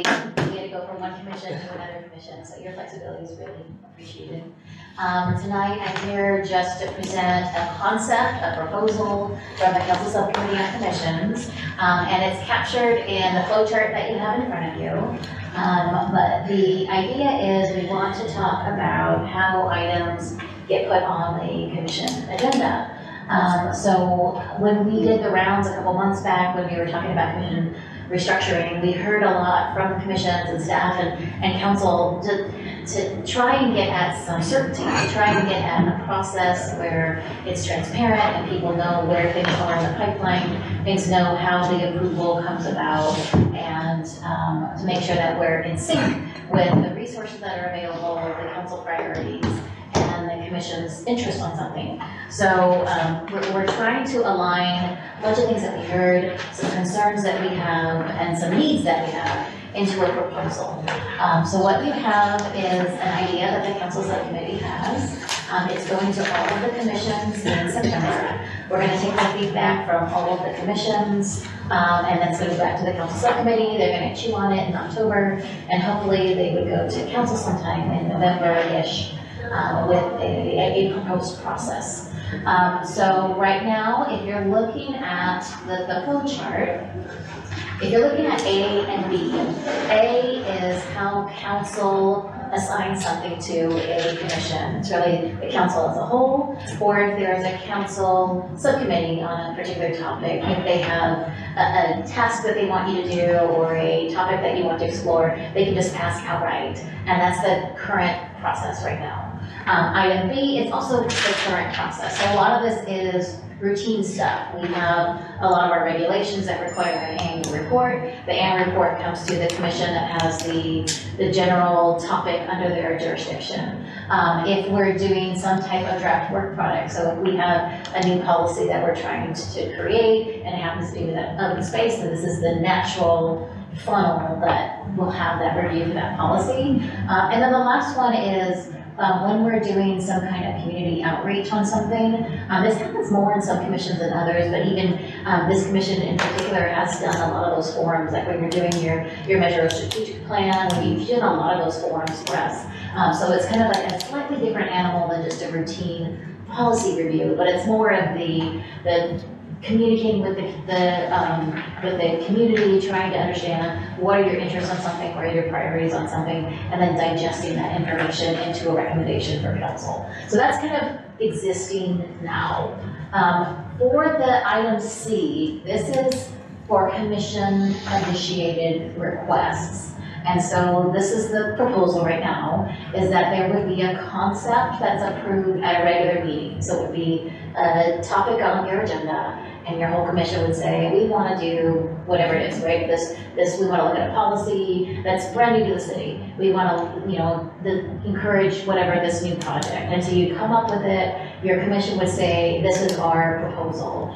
Then the proposal would be reviewed, and that review would entail looking at what are the council priorities? What do we have that's already adopted, planned? Does this follow along with some of the things that we already have, like maybe in out years as an item that we like to work on? Does this align with the available staff resources? If it doesn't, what is the need for outside expertise? What would that cost? And is that our priority at this time? So that is the kind of review that would take place. And right now, we have it in two different categories. So the first category. Before we get to that, I have a quick question on how to get it to the concept approved at a regular meeting part. So it has to be on the agenda to even get to this point, right? So you, on all of your agendas, you have at the end of your meeting, you have like a long-range calendar or upcoming items or something like that. Right. And you might have a discussion at that point where you say, let's talk next meeting about X. It could be, I don't even know what a new concept would be. So it comes from that part of the agenda. It could come from that part of the meeting, or it could be that you have a subcommittee that's working on something and that you're reporting out to the main commission and it says, we in our investigation on this one topic that we were assigned to work on, we came across something else that we think is interesting. What do you think? Should we try and initiate this as a task? So that's another way that it could happen. I could also see an individual commissioner maybe float an idea either to the staff liaison or something, and they just add it to the agenda saying an item for discussion, like a proposed commission task. So that's what I was getting at. There's avenues, right? So the idea is developing a process, but not trying to stifle innovation or creativity or anything like that. But I think I'm going to go through this and I'm going to tell you a little bit about what we heard from commissions. Sorry, I didn't mean to derail you. Oh no, that was a very good question. Very good question.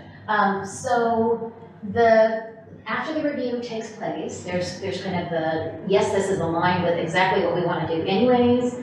It's kind of an automatic approval, right? And then you're told right away, and it gets put on your long-range calendar, and you feel like, where can we fit this in with all the other stuff that we're doing, right? That's kind of the automatic. Everybody's aligned, yes, yes, yes, all the way aligned. If it's a do not recommend approval, then the staff would come back to the commission and they say, we did this analysis, and here's why we got concerns.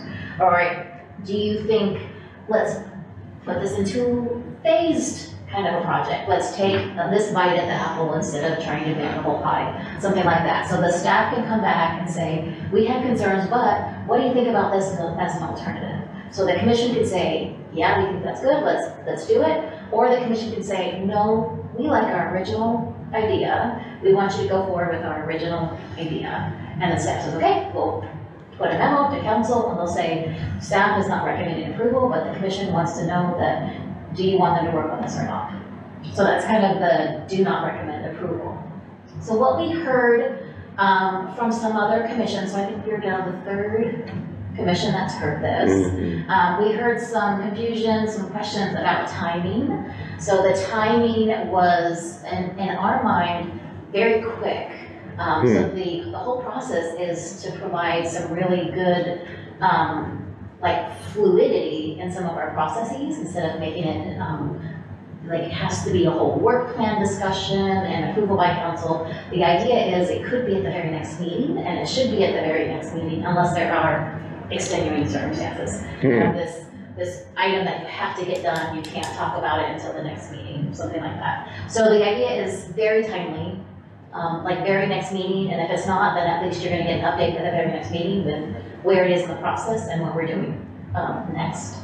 The other thing that we heard is that the review process, including the council liaison, so if you see in the second area where we're talking about review, so review is always going to be staff.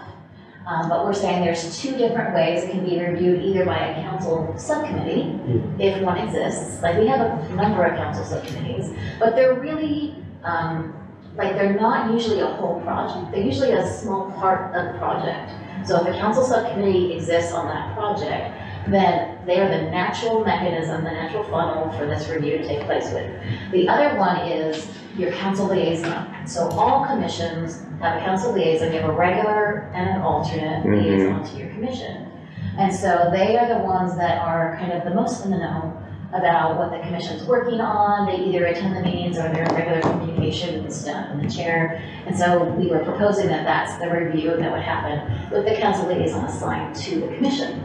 That is where some of the feedback came in from some other commissions, is that they think that a council liaison could use their influence in a way to stop projects that the commission really works on, or to influence staff in a certain way to make a recommendation about, something or other. So what we had one commission say is that we don't think council liaison should be included in the review.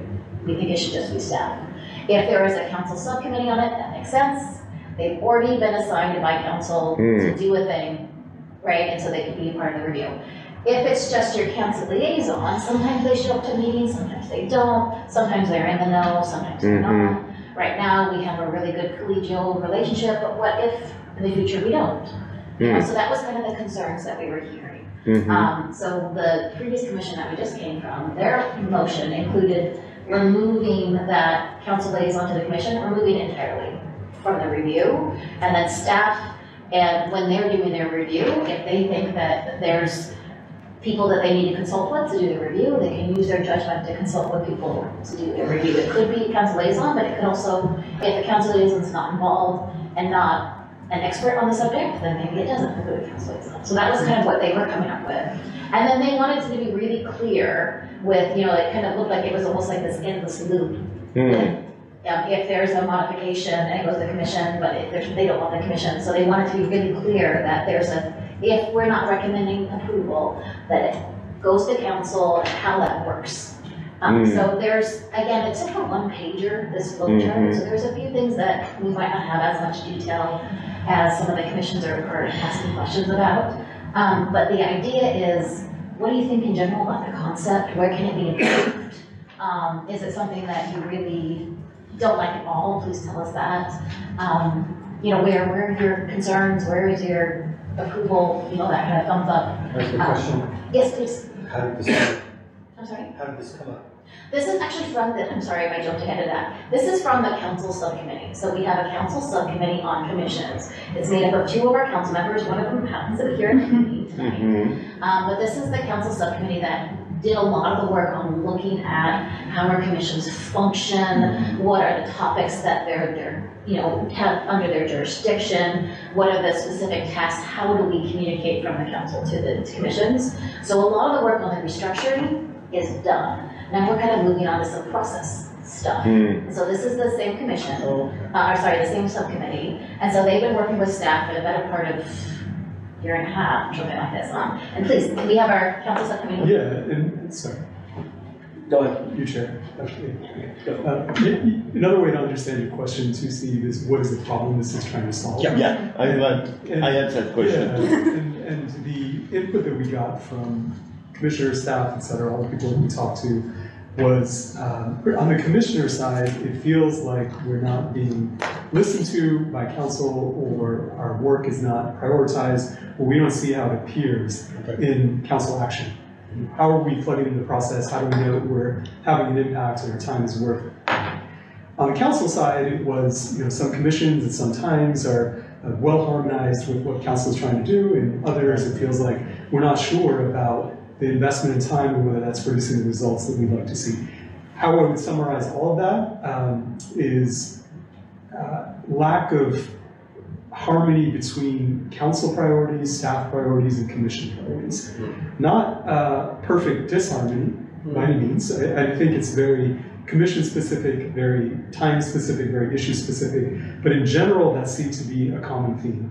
So when Josh and I talked about this process, it was how do we lay out something by which those priority sets can be harmonized. And if I can say a little bit from a staff perspective, some things that are maybe even a great idea, that we like the idea, it's just we don't have the bandwidth for. So that's the conversation is, are we going to bump something else that we're working on? Are we going to try and get outside help? What would that cost? Where's the priority? So it's kind of all those things and trying to get the right people in the room at the right time to kind of hash out how we can make this work, what can we do something instead, that kind of conversation. So along the lines, I think, of their questions, when we map this out, how does this differ from how we've been doing things over the last few years, the last 5 years? What are the changes that we're looking at right now? I think it's not consistent across commissions, so that is an issue. And we do have some commissions that might actually fully go down the road to a formal, you name it. They write the policy, they write the ordinance, and they present it to council, and then council says, oh, we actually have no interest in pursuing this because we're doing this completely different path, right? I'm talking more like if you were to draw a schematic of how things worked last year compared to this schematic right here, what are the differences? So again, some commissions, they don't give it to council until the end product. And so it'll go to council and they'll say, we recommend you approve this. So this is council having an earlier eye on items that are going through the commission. Well, and to maybe, much earlier so that, a lot of work doesn't get done for nothing, right? If that's not what the city council wants, right? So it's a much sooner look or assessment or like, okay, yes, do that. Go forth and do that. Or no, please don't, because that's not really, we don't have the resources or that's not the city council direction. And we had a lot of different, the way that the governance structure works, commissions are advisory to council. So different councils have really kind of made some modifications over time to how they interact with their commissions. Some would really want to have a very formal work plan, and so they would want to have a discussion about the work plan and do we want to look at all the tasks of the work plan. And then years later, the next council doesn't even look at the work plan. And then the commission's still doing all of this work, hours of work to try and come up with what do we think we should be working on and what do we want to propose to council. And then that's really based on a previous council's interest in seeing it in that kind of format. So we've also had, in the past, we've had different types of joint meetings. We've had different types of way that you come and you present something to council. So this is just kind of another way of proposing this, structuring a communication mechanism for the council to use the commissions as their advisory, this council, this commission, and this advisory in this time period. So is there, because the council gets in much earlier here potentially, that gives leverage to council to say we're not going to pursue that topic, we're not interested? Can council shut it down? Can commissions say we're going to work on this anyway? What's the decision tree there? Yeah, I think you could make a recommendation on that, actually. And I would just encourage you to see the trade-offs there, where if you recommend, for example, that commissions want to work on something and council's not interested, the full council reviews it and it's not interested, it dies there. That could be a recommendation, and that maybe optimizes this harmonization of from a kind of council-weighted perspective. Or you could say that if the commissions want to move forward with it despite council rejecting it, you can make that recommendation and just consider the cost of that, which is one of the things we're trying to solve for is disharmony between commissions and council. So probably there should be some checks on either one of those directions. And I'm not pushing a particular position, I'm just trying to This is a understand. very open Yeah. conversation, so I think you should recommend what your commission thinks is best with a full set of risks in mind. Just to answer, your other question again in a more specific way about how things are being agendized right now, that very specific issue. I think all of this is happening in some form, but in a very ad hoc manner. Yeah, that's my impression as well. Yeah. So, and I think there's some accountability that goes with laying out a process in detail and, things that have happened in the past. Certain members of commissions are maybe more extroverted or more confident or more experienced, and they'll be the ones to dominate sort of getting something on the agenda in the future, right? So instead, there's a formal process by which the commission has to sort of agree that this is something we want, rather than just a suggestion tossed out. The same thing happens on the council side, where there might be a single council member who meets with a commission member and then says, I really want you guys to do this, and there's no discussion from the rest of the council having eyes on it. So again, all this is happening, but can we make it more transparent and more systematic? And we definitely have differences in the council liaisons. I don't know how long some of you have been members longer than others, but some council liaisons will come to every meeting and be very involved, and others will just keep that open lines of communication with the chair and the staff liaison. So there's no requirement that a council member come to every meeting, but sometimes the commissions, if they get used to that one council member coming to every meeting, they start to look at that one council member as kind of like the lead on this topic. And if that council member, we want to make sure that they're representing the will of the body. So we have a council majority, and if the council majority acts on something, then the council liaisons need to come to the commissions and represent the will of the body, even if they, as an individual, may think differently. So it's just kind of a, where do things fall in the line of approval is kind of what we're trying to clear out. I have a question related to an example you gave before. As a commission started under one council and they started working, then another council or different mix of council members come and they have no interest. Would that guarantee being a continuation? Would there be a seal of approval, or it would probably not solve that either? I don't know. I'm just curious because I thought it was an interesting example you gave. Anything's ever 100% guarantee. Yeah. And staff, we know that. But would it be more formalized that there was an actual, approval of Ideally, working on? the items that a commission is working on wouldn't be 5 years to accomplishment, No, right? but- So ideally, it would be a year. Well, Not on this commission. I mean, we're not talking about the general plan, right? I guess we'll be talking about pieces of the general plan. Habitat restoration. But, Yeah. I think there are the big plans, right? There's the open space strategic plan, downtown plan, the climate action and adaptation plan. Those are kind of like our certainties, right? There will be small changes in the implementation of those based on new technologies, based on grants that we might get, something like that. But you kind of know the priorities based on these big things. We want to be environmentally sustainable. We want to be, future forward and thinking about social issues. That's kind of like where the city's values are. And if you kind of look at your projects and think that this is aligned with all of these priorities that the council has set, that the community has set, then they're probably not going to be dropped if we have a change in membership from an election. So if you're thinking about it in those terms, commissions and the city as a whole, we move very slowly together, on these things. So it would be a major shift for something to be dropped entirely. And I think that's what I was going to say too, is this commission, we have an advantage in one regard is we have that strategic plan, right? That's a 30-year. We did a whole, process over, the city council blessed it, and so we have that. Now that's not to say that we can't, add to it. Yeah.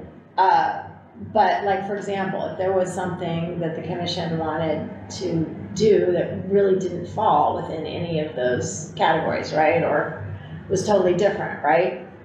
that wasn't really part of that strategic plan. Well, to me, that would be one of the things that would fall into this process, right? Like, should we pursue blah, blah, blah, even though it's not really within the strategic plan, right? Or it's not part of the new and improved general open space general plan element or whatever, right? If it's something totally different or wanting to completely change, you know, how we've been doing something, I don't know. Like, that's the only thing I can think of. Yeah. We at least, you know, compared to other commissions, we do have that strategic plan, which helps kind of guide the work that we do, right? And that's not to say that it encompasses everything and it's exhaustive, but say a commission decides they want to do something over here that's not in the plan, well, then that would go through this process. Is that correct?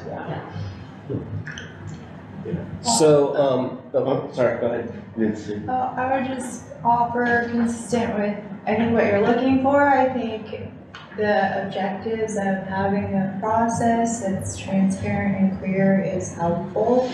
And so I think perhaps there's, I mean, when I read the staff report and saw it, I'm like, oh, there's probably issues in other commissions. Like, I feel like we haven't had like challenges on this commission of like, oh, like getting too far away from, probably because of the strategic plan and the other commissioners' work over time, working with Tracy.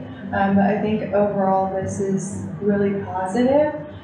So I just wanted to offer that feedback for that objective. And then also to the point of like, just being very clear, I think when we have agendas, just understanding as you come in onto a commission, understanding the source of where the item is coming from. Is this a really high council priority? If it's an A, you know, B, something the staff's been working on in the program over time. So I see a lot of benefits of that. And then for like some of the conversation, I do think it's helpful to not have the city's commissions be necessarily like any individual sort of like pet project space, and really understanding sort of the opportunity for citizens across the city to engage in sort of a collective experience on a commission topic.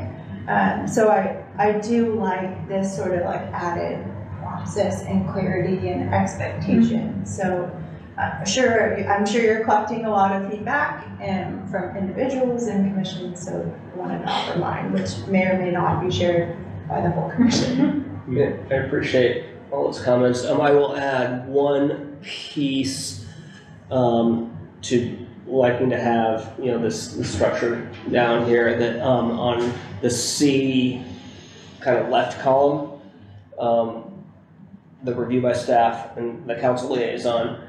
The council liaison may say this isn't of interest. That's fine. It's good to have the liaison weigh in, but I would like there to be some sort of, if the commission is pretty passionate about that topic anyway, that there's some sort of recourse maybe to the full city council, so it's not just one one council member and shutting something down. Yeah. And I was going to ask the same thing. Yeah, and I think to respond to a couple comments, maybe I'll go in reverse order. But yeah, so I think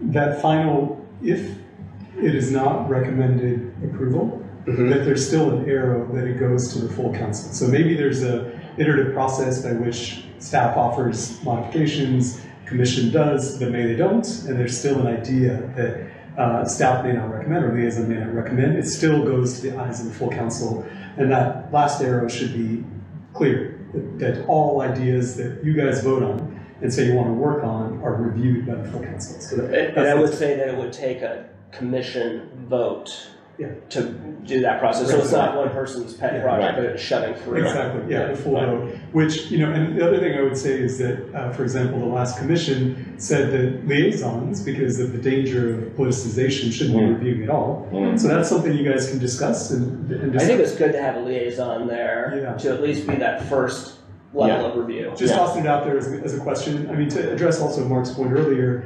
you know, there's this balance to strike between sort of policy stability and work plan stability and room for innovation, right? So the question you brought up earlier would be good if you have a recommendation on that. recommendation could be something like, it's in our work plan, regardless of what a new council wants, we get to the completion of the work plan and we do it, or there could be some compromise or there's room for change, but we're wanting to hear your recommendations on that.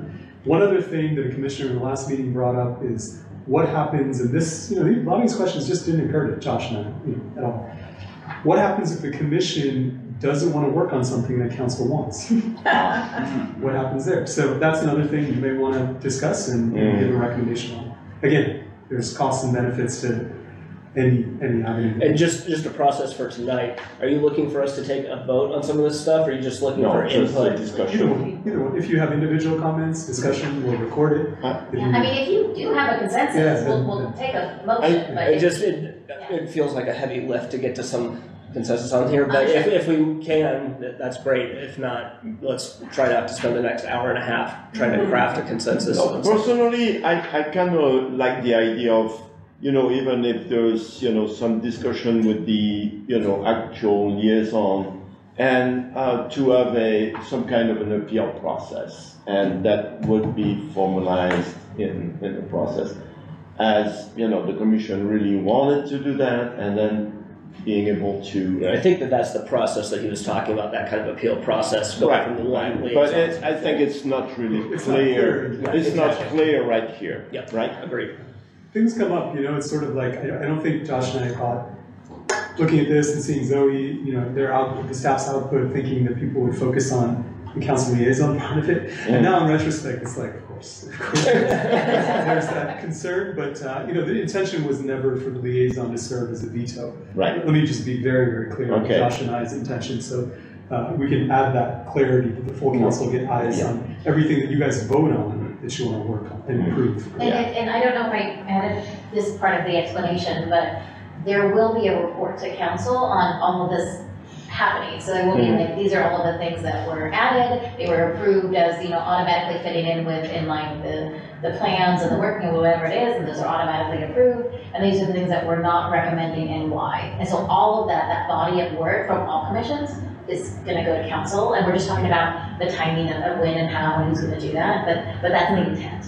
Yeah, you may want to consider. The last commission, it's like it's true that the full council will review it, but it will be influential if a single council liaison doesn't recommend it. So that's something that caused consternation. If that's, feelings here, you may want to discuss that. And I will say, yes, this is not the commission for which this process was necessary. But there are many that, it's just, I think we needed something a little bit more systematic. It's hard for me to see. Oh, sorry, go ahead. You can finish. A situation where the commission would refuse to take up an issue that council wants. Council's going to make a decision on something, and you choose not to weigh in on that. But anyway, maybe that comes up. That seems a little far-fetched to me. Yeah. I think so too, but it's not codified, so it's, as we're working on this, just to bring it to the same page.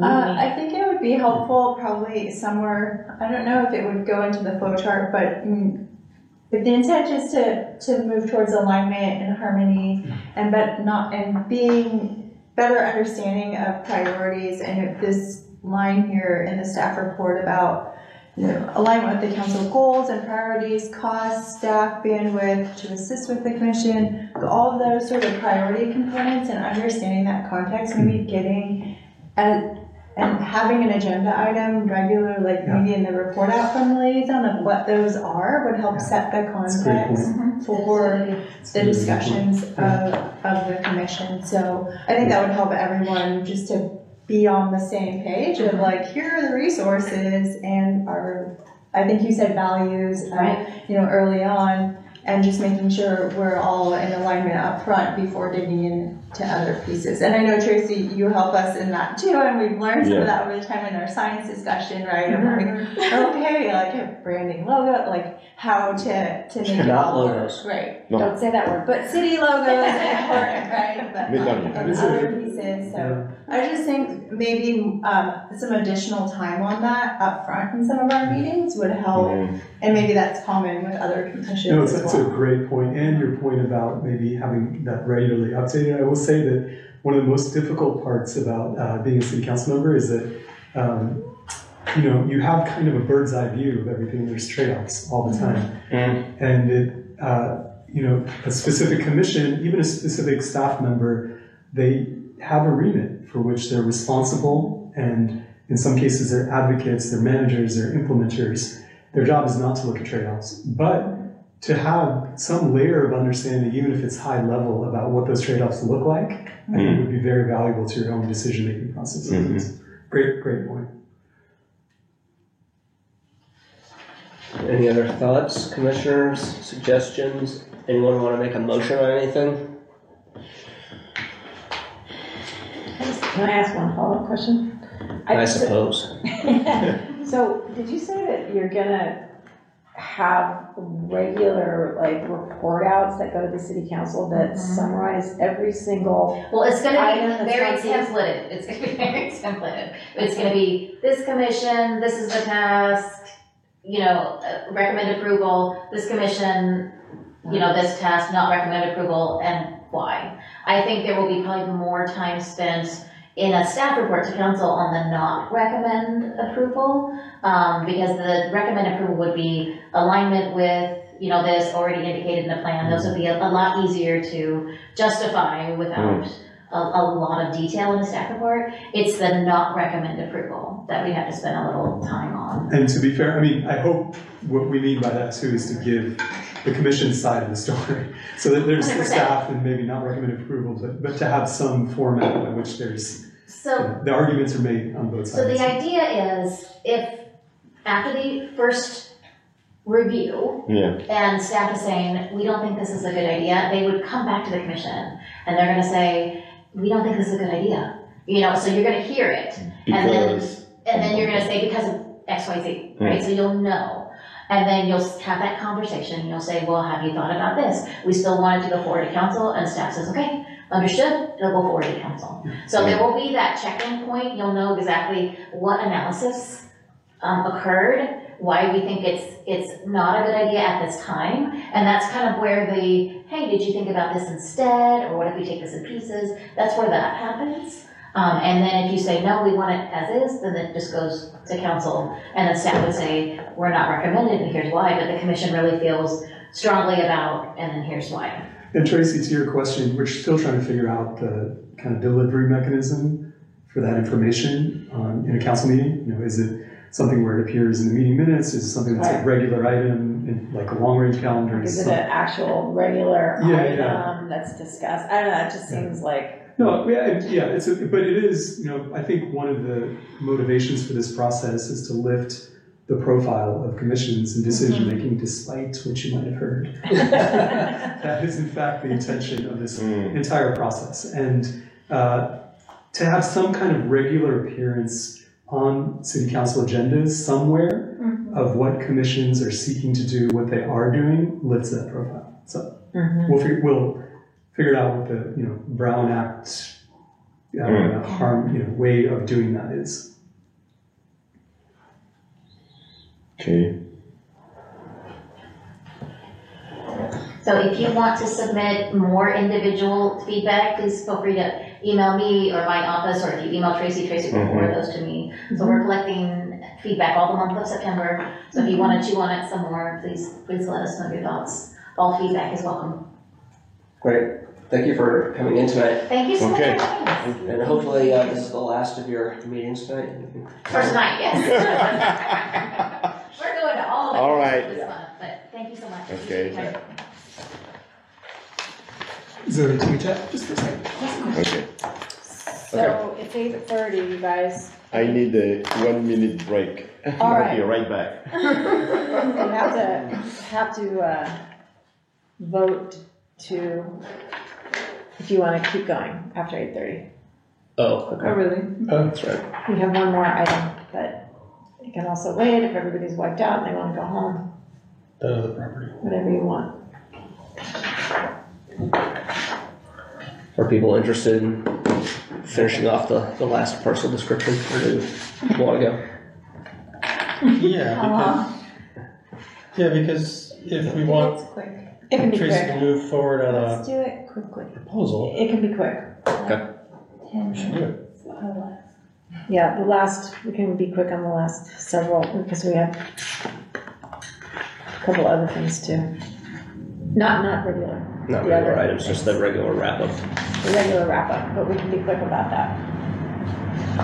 And the project updates take longer. So there's more to talk about.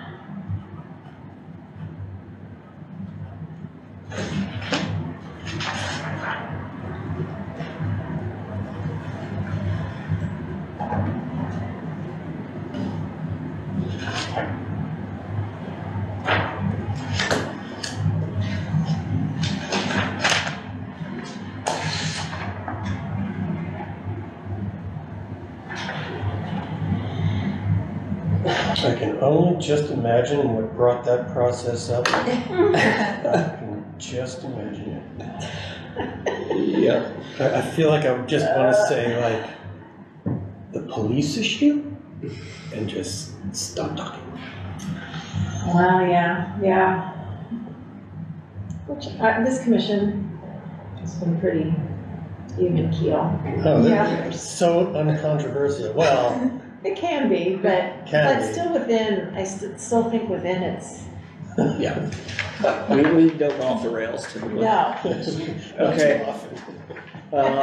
Do we need a motion or anything, or can we just vote on going past 8:30? Is everybody okay to go past? Yeah. We 8:30? said if it was like 10 minutes. Oh, to go past 10? 8:30, we have 'Cause to it's take. Not past 10. Or- 10 more minutes. Yeah, That's 10 more good, minutes. So we'll be quick. It's okay with Okay. me. Yeah. So this is the other one, and again, this one is just if you want me to do a preliminary acquisition report, similar to Beauchamp's, not to submit the pre-app. So this one was interesting. I actually met this property owner over the summer. He actually owns the property north of Wild Horse. That's how I was talking to him. We were having a property management issue. And anyway, I met him, and anyway, we got to talking, and while he has no interest in giving us a conservation easement on the property of Wild Horse, I've been talking to him about I've been talking to him about that, but getting nowhere. But he said, I have these other properties, and I'm like, oh, where are those? And so then he told me where they were, and they were here. Okay, so I took a drive down with him, and he's just planted all of these in trees. And as you know, the one north of Wild Horse is trees.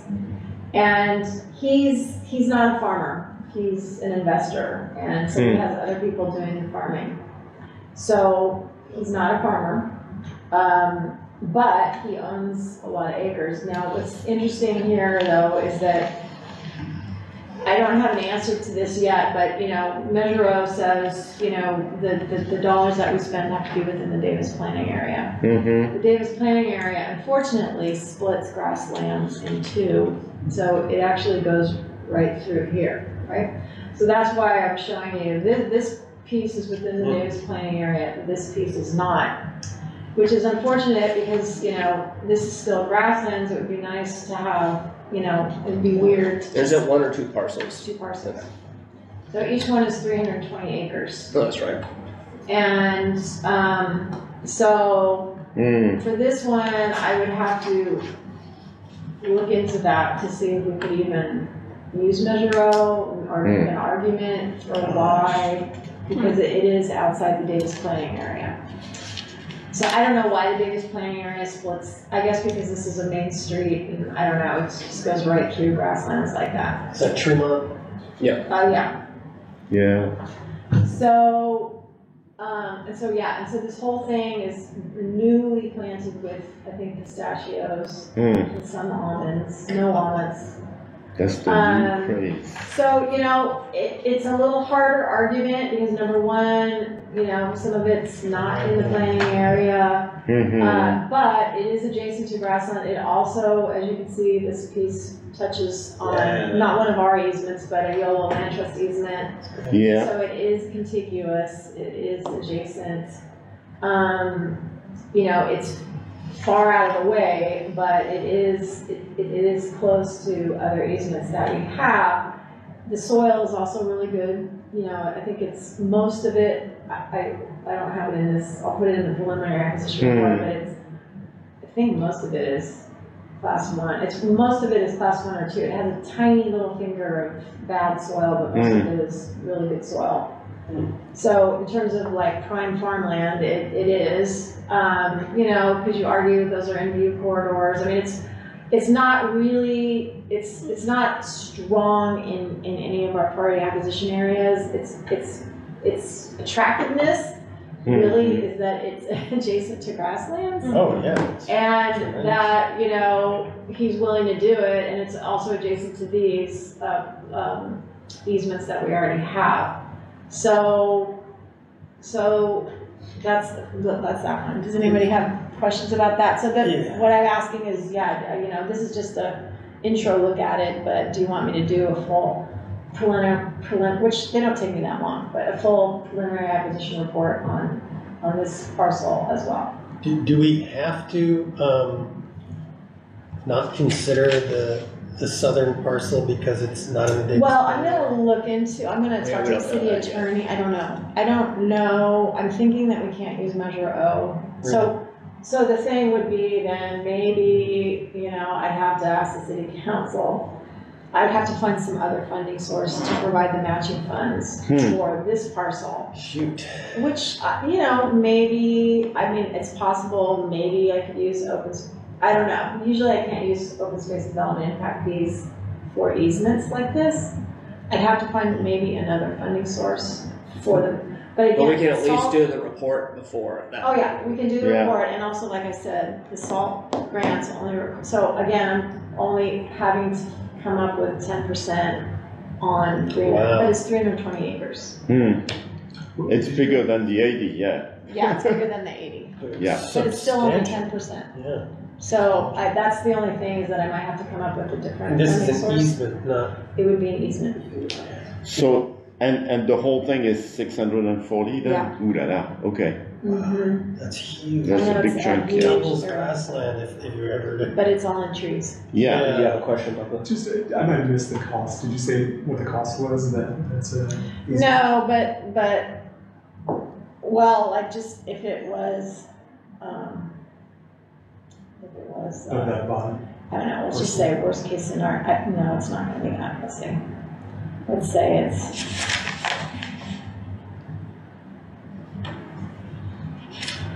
$640. So 10%, if it was. So I did this once before. I would say our matching fund requirement would be about $500,000. So 250,000, I'd have to maybe find some other funding source for.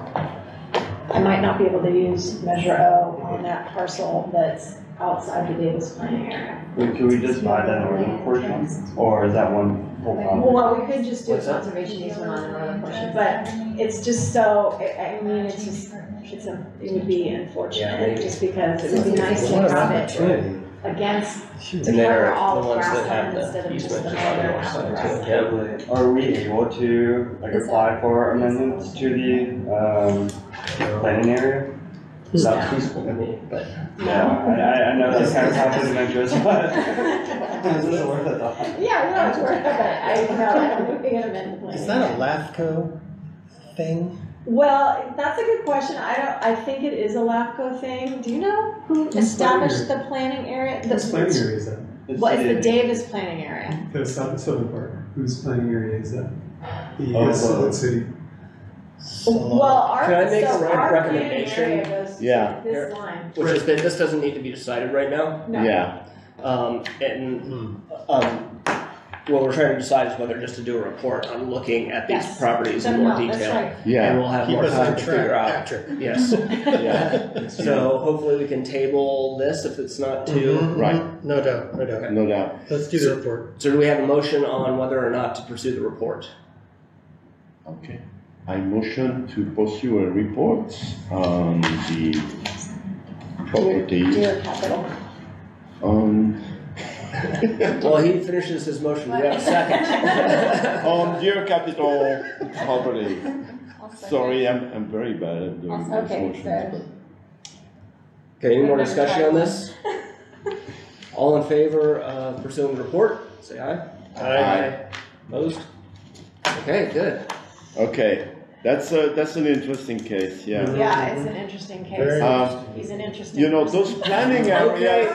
we're done with that topic, we're moving All right, moving on. on. Okay, Subcommittee liaison assignments.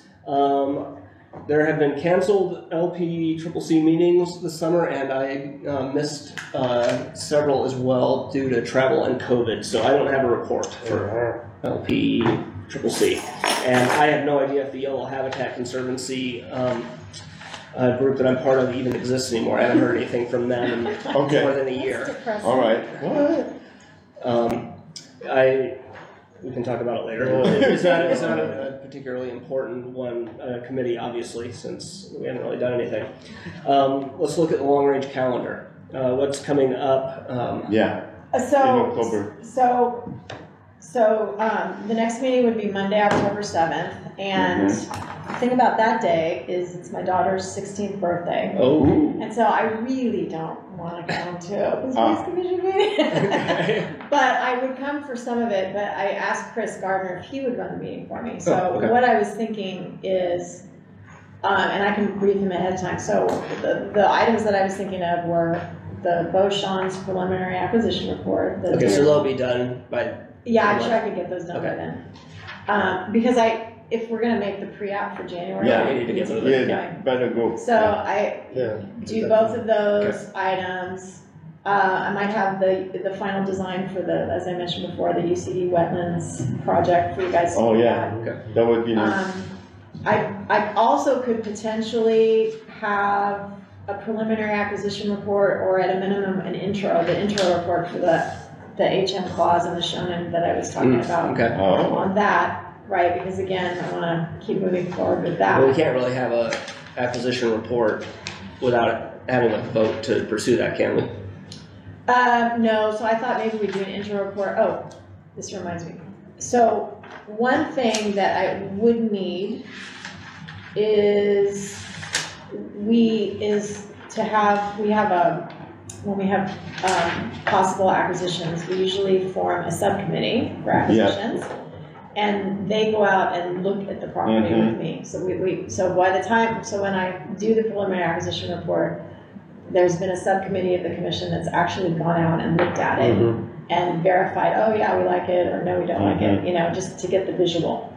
So I would need that to happen before October. So that would mean, historically it's been Patrick and Mark, and it could be one other because we can't have more than 3. Now you guys don't have to still be on it, but maybe one I'm happy to do it. Would be a third person who would want to go, and this would just be it doesn't have to be forever, it would just be for this particular thing. But we would, then we would organize a time, we'd meet at some point, I don't know, I have to figure out a time, but we'd probably do all 3 of them. Sooner than Any later. interest, I'll do it. Lindsay, Sarah? If you guys don't want to. Within the month? Well, I would have to, if I'm going to make October 7th, now I don't have to, although I think the Yellow Land Trust did want me to try to get. Let's try to do it by October We could 7th. try. Yeah. And it could just. Are you interested, Lindsay? If nobody else wants to, but my schedule's kind of crazy, so. I can do it. Yeah. If you would like me to come, I can come. If you wanted to see whose schedule aligns with everyone else's, fine too. Whatever. No, but Sarah, we're limited to choose. 3. Well, we're limited to 3. So It's if not it's like Patrick, that. Mark, and one other. I would like to do it. I've never done that sort of thing Okay. before. Okay. But I might be more of I'd like to understand the process of how you decide yes or no. That would be really instructive. Okay. All right. Why don't we do that? Okay, so Patrick, Mark, and Sarah. Okay, I will send out an email probably tomorrow, trying to get a Find a feel date. and make a doodle pro or something. Yeah. Doodle poll. I always say doodle pro. doable to get something on the calendar, but, you know, just so I know, for you in particular, well, actually you two, you probably have more flexibility. Is it lunch better, a lunch hour? I've got a super flexible schedule. Okay, you're more flexible. Okay, all right, well then, maybe then I'll. What's that? Yeah. And All right. if I'm in All right. town, that's So I will- anytime. Nobody's taking off in the next couple of weeks. Is it not gonna be the next couple of weeks? Not for the whole couple weeks. Well. Okay, well, all right, well, we'll figure it A out. week from Friday, I'll be gone. All right, so we'll do that, and so we'll probably Yeah. do Beauchamp's deer and maybe the HM clause. Go look at that too. Okay. And then I thought, well, I don't know if we'll have, that's a lot already. Yeah, that sounds Yeah. like a Depending plan. a on, lot. that's a lot already, so I was gonna have Chris talk, but that, you know, he can do that anytime, so. Okay. Because Okay. he's got some, I thought it might be nice for the new commissioners also to sort of hear what Chris, I know. Been doing. he is our open space lands manager, so I manage the program, but he actually does all the real work. You know, where he's getting rid of invasive species and, you know, and so I thought, you know, it'd be nice to have him come to the commission and talk about what he's been up to. What's his name again? So, Chris Gardner. Okay. So, but that's probably a lot for A October. lot, and please do not show up in October. Yeah. You have something better to do. I might, if it depends, I might come for one item. No, Don't do it, don't do it. We don't want you. Go away. All right, well, I'll make sure Chris is prepped. Family first. It only happens once. I know, it only happens, well, technically, just so you guys don't think I'm a terrible mother, I've already like booked this whole trip for her like a few days later, where we're gonna go down to Monterey with her friend. And Oh, so good. even though this is her birthday day, you know, we're celebrating it later, but I also I didn't want to be working on her. Don't do it. Yeah, Yeah. don't do I it. think Don't she do would, it. she would not be happy with me. All right. Well, you must have a good relationship with No, her. I Okay. feel like I would be like, We are adjourned. All right. Can I just Thanks, say, everyone. Yes. now that we're adjourned and off the record, My thank favorite you for part. being such a functional commission. It's really amazing. Okay. I don't know how you got here, but We'll try to keep it that way. Yeah, you see how awful it is when it doesn't work correctly, correct? It's like, yeah. Yeah, you get this giant flow chart.